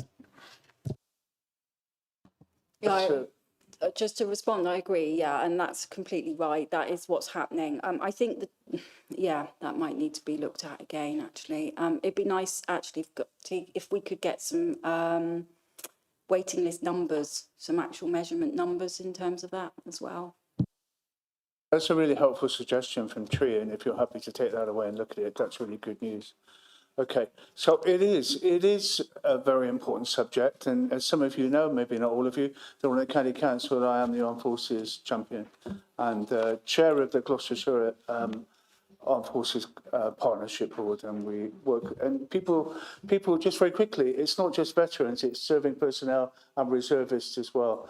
We have good connections with all of the military bases, and it's good that you mentioned you've been to the Breakfast Club, and it's all the time building up our relationships with the veterans dotted around Gloucester City. And I'd also put a plug in for the County Council website and the part of it which deals with armed forces. We did some cracking work on that, and that's a plug for the County Council. On that note, can we move on quickly to the air quality management area? No? Okay. Terry had a question. No, okay. Okay, Terry. Thank you. I'm looking at point 311 on page 35, which talks about events which councillors attend throughout the year. And we know that Remembrance Sunday is just around the corner, and certainly in our group we were talking about attendance at events. But of course, Remembrance Sunday is only one. There are other events. There is the flag raising event for ex-employees who gave their lives from the City Council. There's Armed Forces Day. And sometimes the turnout for those events from City Councillors is not always that good, in fairness. And these are civic events which our members should be attending. So I just wonder, at least group leaders from the City Council should be attending those events. And I wonder whether the leader of the council writes to all members, reminding them of the events and, the importance of councillors taking part in all civic events, whether that's Remembrance Sunday or some of those other events that I've mentioned. Thank you, Terry. This was actually something that was talked about in our own group, actually, about a week ago. Of course, Remembrance Day is a big one. And I think, it's important for all members to attend, not just that one, but other events too. Of course, life tends to take a turn sometimes and, people are unwell or they've got family commitments and that kind of thing. But I would like to see a stronger proportion of councillors across the parties attending these events. Thank you. Okay, cheers, Rebecca. Cheers, Terry. Okay to move on? Oh, sorry, Steph, I did see you, sorry. I'll just be quickly, and just in response to Terry's comment about attending events, I really get the importance of that. And possibly some of the events are during working hours, whether you work evenings, weekends, I understand that that's difficult for people. But if we could make some civic events more family friendly, then maybe councillors could make it a family event, bring maybe any caring responsibilities, whether that's elderly people or children along. That would be really, really good to involve our families, and then we're having our family time and showing them good community and civic pride. Yeah. My comment about the paper is that it was very good to see it mention the armed forces communities, because I think we need to remember the importance of the families, the wives, the children, the people that are also, you know, at detriment, and there's positives and negatives, but they, you know, they are suffering in some ways, different schools moving around. And I think the suggestion of increasing the 6 months is really, really important, because people that have families, they maybe want their first stable home when they're coming out of the army, and the children involved, and they could wait a long time for properties because of the lack of family homes. So I think that's really, really good point. And I think we just need to, so I was really pleased to see the community, armed forces community mentioned. Thank you, Stephanie. I've taken on board your points and Sorry to rush it. So we're on to item, the last one, the one I wanted to reach, item 10. So could we just take that as read? Could we just take that one as read? Does that need any further comment? Can I? Yeah, no, so I've got some questions. Okay. Are we okay to take it as read?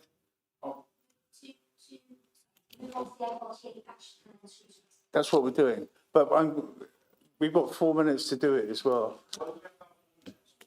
Because we have to take a vote at 8:30 whether or not to carry on. If we vote, it might only be 10 minutes, but at least we can go through the papers properly. No? I didn't quite follow that. No, I'm just saying if we did vote to carry it on after the 8:30, it's only the last paper, at least we can go through it properly if it takes 15 minutes. No, that's fair comment. That's fair comment. Okay, so I propose from the chair that we go on for another up to half an hour. Okay, Maximum, yeah. That's unanimous, well done. Yeah. Okay, so I'll try and start that item on the agenda again. Ladies and gentlemen, we've reached item 10, the air quality management report. Sebastian, oh my goodness me, if you could say a few words, take it that we've read all this stuff. Thank you, Chair, and it's nice to be back at the other end of the room. Thank you for the welcome. Yeah, I won't speak for long. I'd just like to say that this is the Air Quality Action Plan. It is required by law under the Environment Act 1995. We have to have one, and so we're doing it. It's in draft at the moment because it has just been approved last year by our partners, and it's gone through Cabinet last month, and it's here for scrutiny tonight. And if you approve it this evening, Chair, then it can go out to the public for consultation, and I'm happy to answer any of your questions. That was absolutely, so if your rest of your cabinet colleagues are taking note of how brief you are, that's a good piece of work. Well, Mr. Leader is muttering something, I can't hear what it is. So just two questions from me, just very quickly. Can you just remind us how many air management quality areas we have currently in Gloucester and where they are, please? Yeah, thanks, Chair. So we have 3 in the city. They're Barton Street, Painswick Road, and the other one, I have it written down. Priory Road. And Priory Road and Barton Street were instigated in 2005, and Painswick Road was in 2007. So sorry, I didn't quite catch that. The acoustics here aren't, I'm not sure if the loop's on. So where are the 3 again? There's one in Barton Street, and one in Priory Road, and one in Painswick Road. So does your officer colleague know how long we've had those for? How many decades?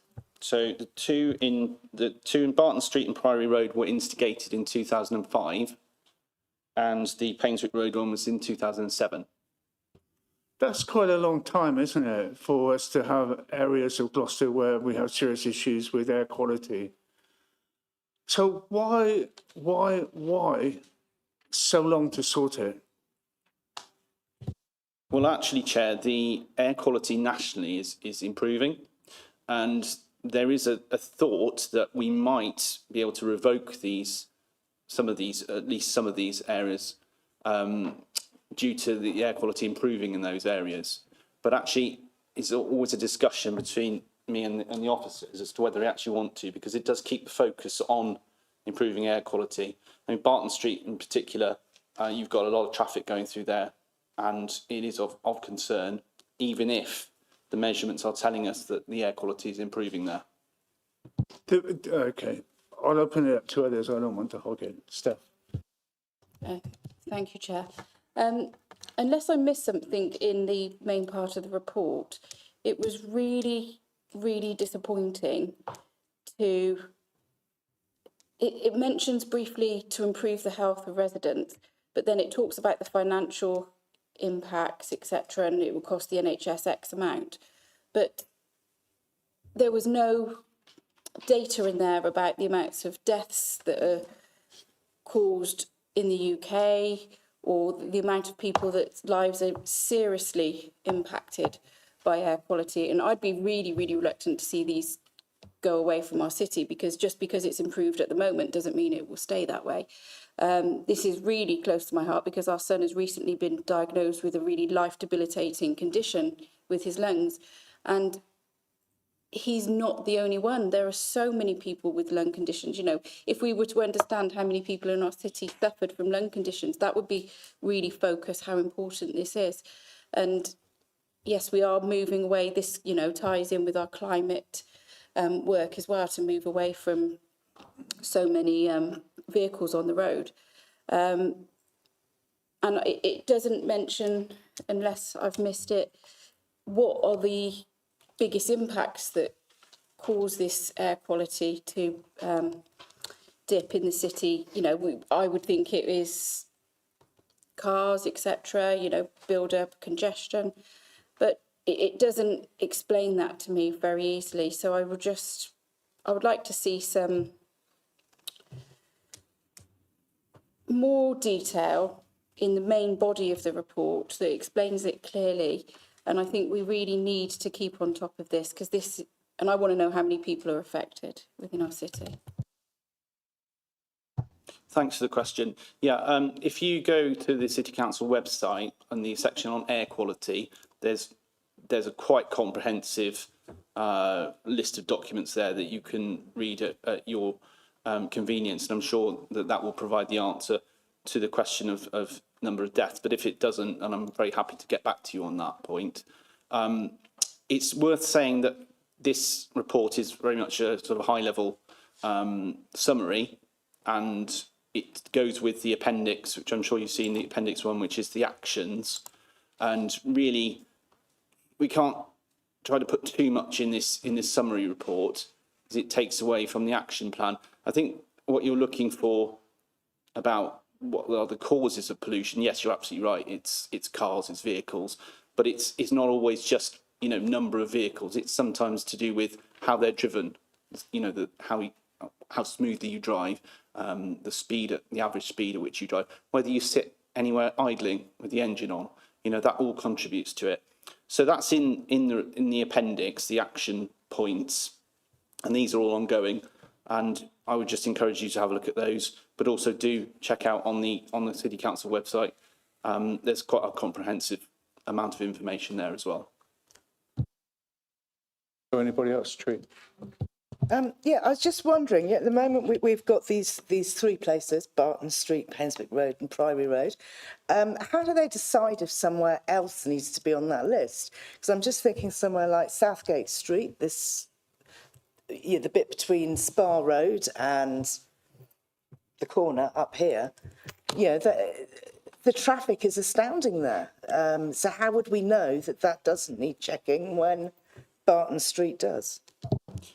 Thank you. So we have 24 diffusion tubes around the city which are monitoring the nitrogen dioxide, NO2, and if that gets too high, that level gets too high, then I think it would trigger having to introduce one of these air quality action areas. And there's also other things that we don't measure, like particulates, but you can introduce things to combat them. Trees, for example, planting trees, they don't combat NO2, but they do have an effect on reducing the number of particles in the air. So there's a study done that they planted a row of young silver birches along a residential street, and it actually reduced the amount of particulates in the air by 50%. So it's really interesting stuff. But I think you might be able to add a bit of extra information on that one.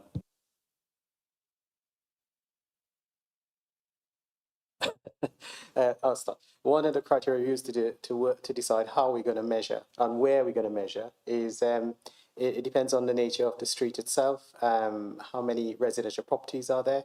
So if people who live in an area are not impacted, we don't measure. So, for example, along the M5, we don't need to measure it. The nitrogen dioxide itself, which is the emission coming out from an internal combustion engine, is highly reactive. So within 5 meters of its source, it tends to react with other particles in the air and forms dust on the ground, to be honest. So the impact of any property that's over 5 meters away is not measured because it doesn't really exist. We sort of tested that during COVID. It was quite interesting. We had some residents who have moved from London, and they were concerned about the traffic where they lived, and we measured at different heights, and we saw that beyond 5 meters, there was a significant drop in that level. We do have tubes around the city in different locations, as Councillor pointed out, and it gives us a reading as to what the background levels are in other areas. So in our annual status report that's published this year, the 2024 one, that detail is in there. It does show what the other levels look like, how they compare to our current air quality management areas, and even how that level looks in comparison with our national threshold. Just to lay affairs a little bit, nitrogen dioxide emissions have been falling because of better technology, improved technology for vehicle emissions, and that's directly through national initiatives. It's not only influenced by what the city does. The City Council as a district authority is purely tasked with reporting on the levels. Sorry, I was just asking Tree something. Who else was next? Angela and Linda. Okay. Yeah, try not to, mate. Thank you, Chair. I read today, I believe, that an area, I think it was Manchester, the council had ruled out allowing building there because it was close to a motorway. This was a little while ago, and they've just decided to allow building there in spite of the possibility of severe pollution. And my mind goes back to when I was a new councillor and Councillor Radley and I sat next to each other in a planning training session where we were using the plans for a building that had already been approved, and hearing the mention of 5 metre distance. Anybody who drives along Barnwood Road at the junction with Elmbridge Road and Armscroft Place, I think it is, or Crescent, will know the building very, very close to the traffic lights. Former Councillor Brown, I think, told me that there had been a diffusion tube in the area, but he didn't know whether there still was. So I think we need to be aware of this sort of information when we're looking at planning applications, because 5 metres is, the tendency to build houses with very small front gardens now. You could easily have a front door within 5 metres of a road. And if you've got stationary traffic sitting at traffic lights or roundabouts, then those houses are going to be affected by pollution. And so this is really relevant. And maybe we need to look at putting diffusion tubes into areas where we are planning to build if they're not already there. Thank you. There wasn't anything for you to comment on, was there? No. Really, Chair, I couldn't discern a question in there, but we have got 2 diffusion tubes at 61 Barnwood Road and 53 Barnwood Road, if that's of use. Cool. Anne Bradley. Thank you, Chair. I'm curious, was Worcester Regulatory Services consulted in putting this together?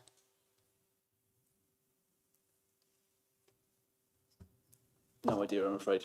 Okay, I'm interested because I'm wondering whether there may be other bits of legislation with regards to air quality that it might be useful to include into this document. I have a particular interest in particulate matter and how that is impacting people's health. And as Councillor Stephanie Chambers pointed out, it can have a very impactful impact on people's health. And I think that particulate matter is an area that perhaps we're not looking at as fully as perhaps we could be. Now, I know when I've had discussions with community wellbeing previously, it's kind of been raised that this work is primarily about not nitrous oxide, it's about vehicles, but this is also a very, very important area, and I was wondering whether there was any plans for that to be addressed. Yeah, thank you, Councillor Radley. Yeah, for members, the particulate matter that's being referred to is things like pollen, smoke, it's brake dust, tyre dust, very microscopic particles, but can do a lot of damage.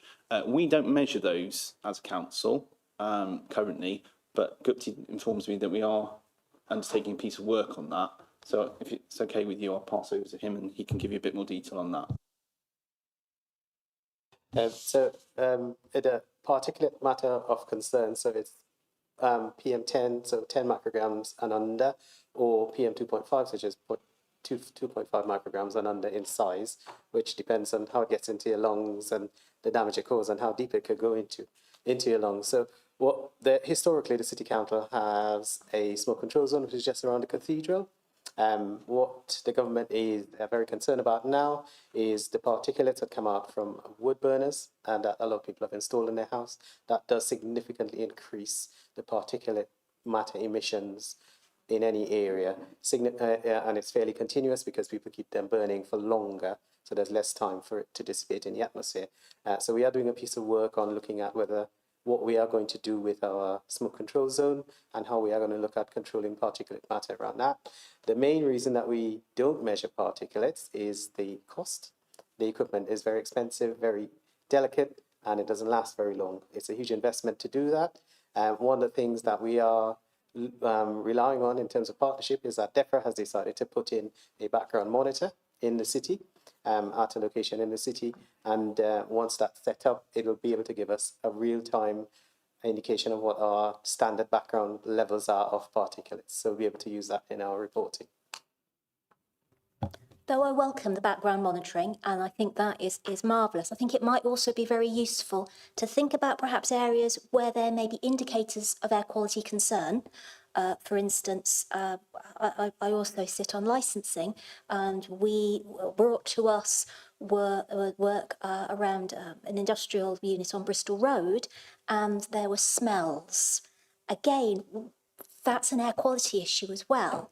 And it would be useful to be able to not just think about this in terms of cars, but to think of this in terms of perhaps indicators that residents bring to suggest there may be something else, and for that to be addressed, because these things could have an impact upon the air quality. Again, within my ward, there is a great deal of fear and there is a great deal of uncertainty around air quality. Historically, there have been assessments, and there have been assessments of particulate matter. It would be of great use for those assessments to have to be redone to give more recent information. And again, I'm sure residents around the Bristol Road area would probably get great comfort from, again, knowing if there is or is not a problem. So I think that's a missing area of this report, and as it is draft, it's going for consultation. I would welcome if there are ways that these areas could be addressed within it. Thank you. Thank you. You'd obviously be very welcome to feed that into the consultation. It will be for 4 weeks from whenever it's approved to go out of consultation. Thank you, Councillor Field. Both of you. Terry, Linda, and then Terry. Linda. Thank you, Chair. You mentioned earlier about the positive effect, and I'm sure we're all know the positive effect of trees for the environment. When you phone up to try and get trees planted, you have to go through the county, you have to apply for a grant through the county council.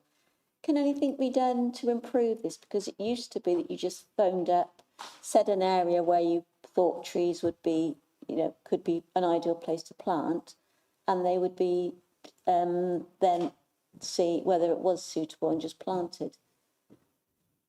Thank you. Yeah, I mean, obviously this relates more to the broader climate change agenda, where we are working on a comprehensive tree planting programme. We'll have more news on that soon.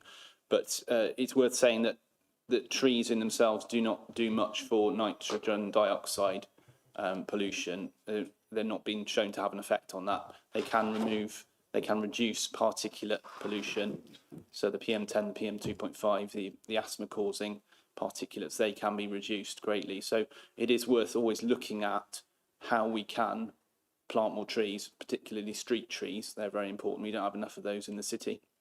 And then, the broader perspective is looking at some of the measures that we've got in the appendix, like promoting active travel. We're talking about a cycle spine at the moment, a route from Gloucester to Cheltenham, and that will hopefully, as well as providing a safe cycling route, we'll also look at ways we can plant some more street trees along that route as well. Thank you. Cheers, Terry. Terry, everybody, just let's remember that this is actually a piece of pre-cabinet scrutiny work. So we've got the ability to influence how this report... Gone through cabinet, Chair. Has it been to scrutiny? Yeah, it gone through cabinet last month. Okay, sorry. Oh, well, I'll withdraw that. Don't minute that. No, you can make recommendations. Yeah, no, as in you can feed into the sure. consultation, certainly. Yeah, cool. Terry. Thank you. Good to see you back at scrutiny, even though you're at the wrong end of the room or the right end of the room, depending on how you see it. But there we go. You talked about scrutiny and, you talked about consultation, and there's a 4-week consultation process. I'm interested to know how you're going to carry out that consultation, who you're going to consult, and specifically how you're going to consult people who live in these zones that you mentioned, like Barton Street, Painswick Road and Priory Road, because I think if those are the key areas of concern, it's really important that we talk to people in those areas, as well as doing a generic consultation, however you're going to do that. Thanks, Terry, and thanks for your welcome back as well. I don't know the specific detail of how we're going to consult. I imagine it will be through the council website, amongst other things. I've recently taken part in the council's climate change consultation. I would encourage all members to do that too. You may have some more info about how we're going to do this.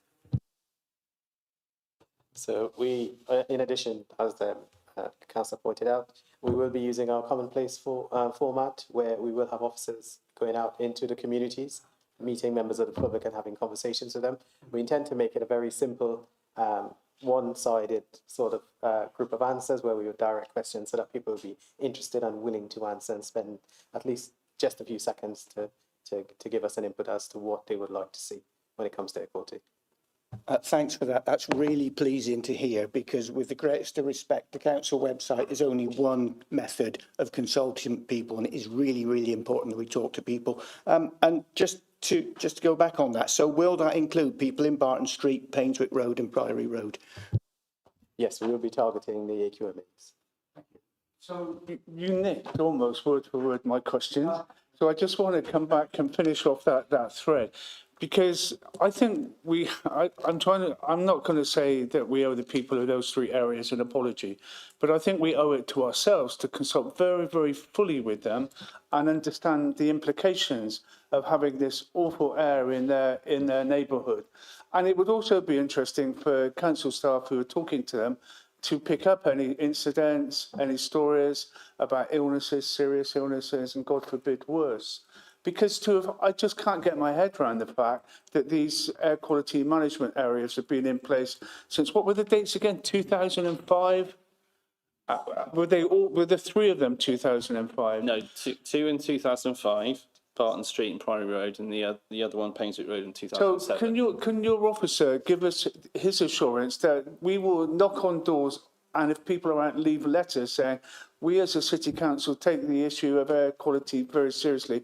We want to hear your views because you live in an area where we think a lot of work, well, I don't mean to tell you word for word how to phrase it, but I think we owe it to the people who live in those 3 areas to consult with them very thoroughly and get their take on what they expect and what the implications for them have been. I just can't get my head around just how long we've had those air management quality areas in place. And, the tragedy here is that ultimately it should be preventable. It should be something that we're not even talking about, because if we can get the buses to turn their engine off and other ways of dealing with it that you set out in your report in the appendix, then we shouldn't even be talking about it. Sorry to bang on about it, but as somebody who missing part of my lung, not because of air quality, but because of doing stupid things like smoking. I understand the implications of not being able to, to work properly when you haven't got two lungs. Thanks, Chair. It's worth noting again that the air quality nationally is improving, and that's largely due to vehicles getting more efficient, engines improving, the introduction of electric vehicles, which we as a council are championing. We have 5 members of staff who use the salary sacrifice scheme to have an electric vehicle to drive to work. And we do a lot of our meetings online, as you will know. So it's saving the air quality in that regard. But also, some of the air quality management areas actually are below the threshold and continue to be so. So it is a sense that we could revoke those, but there is also a contradictory sense that it does keep the focus on, it keeps the pressure on, and keeps the focus in people's minds that they need to do these things like use the bus, cycle when they can, they need to drive smoothly, and the county council need to fix the potholes and fix the roads so that people can get smoothly to where they're going and not be stuck in traffic and things like that. So it does, in a sense, keep the focus on. But I think Gutsy has a bit to add about one of the air quality management areas at least.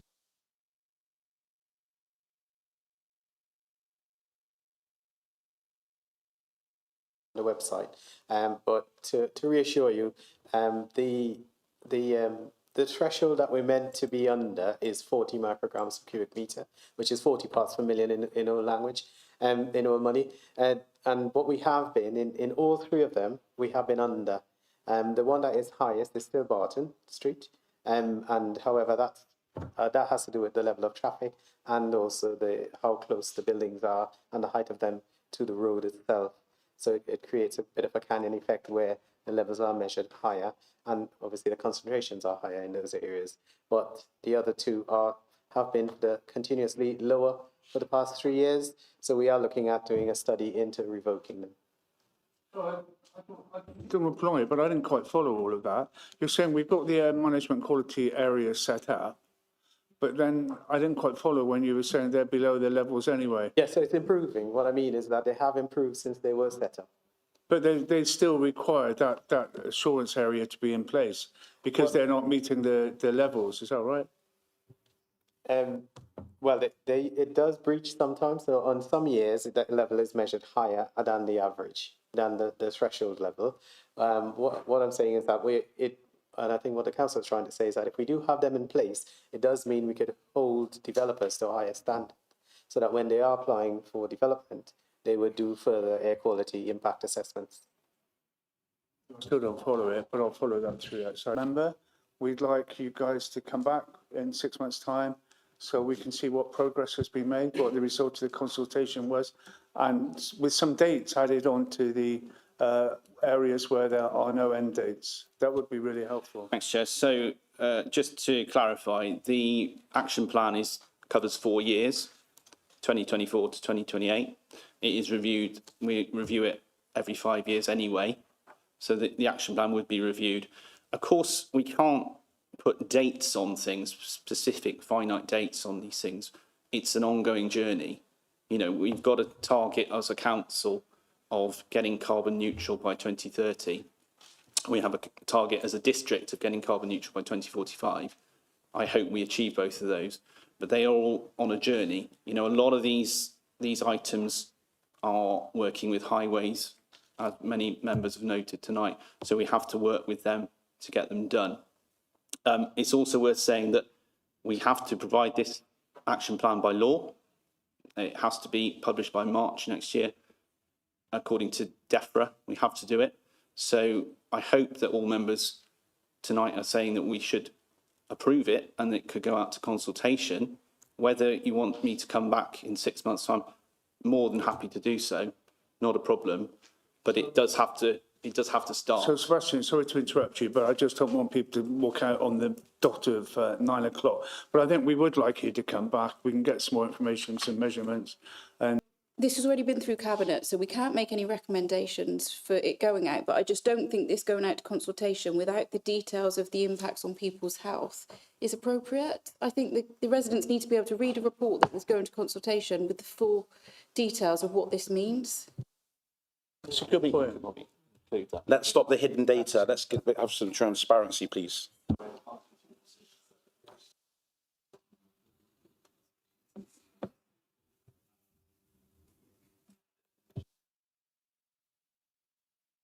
So, sorry, just to answer that, the action plan itself is not this document. It's a much larger document that will be sent out with the consultation, but it does need explanation because it's a very scientific report, and the officers will be explaining that to whoever asked the question for a further explanation.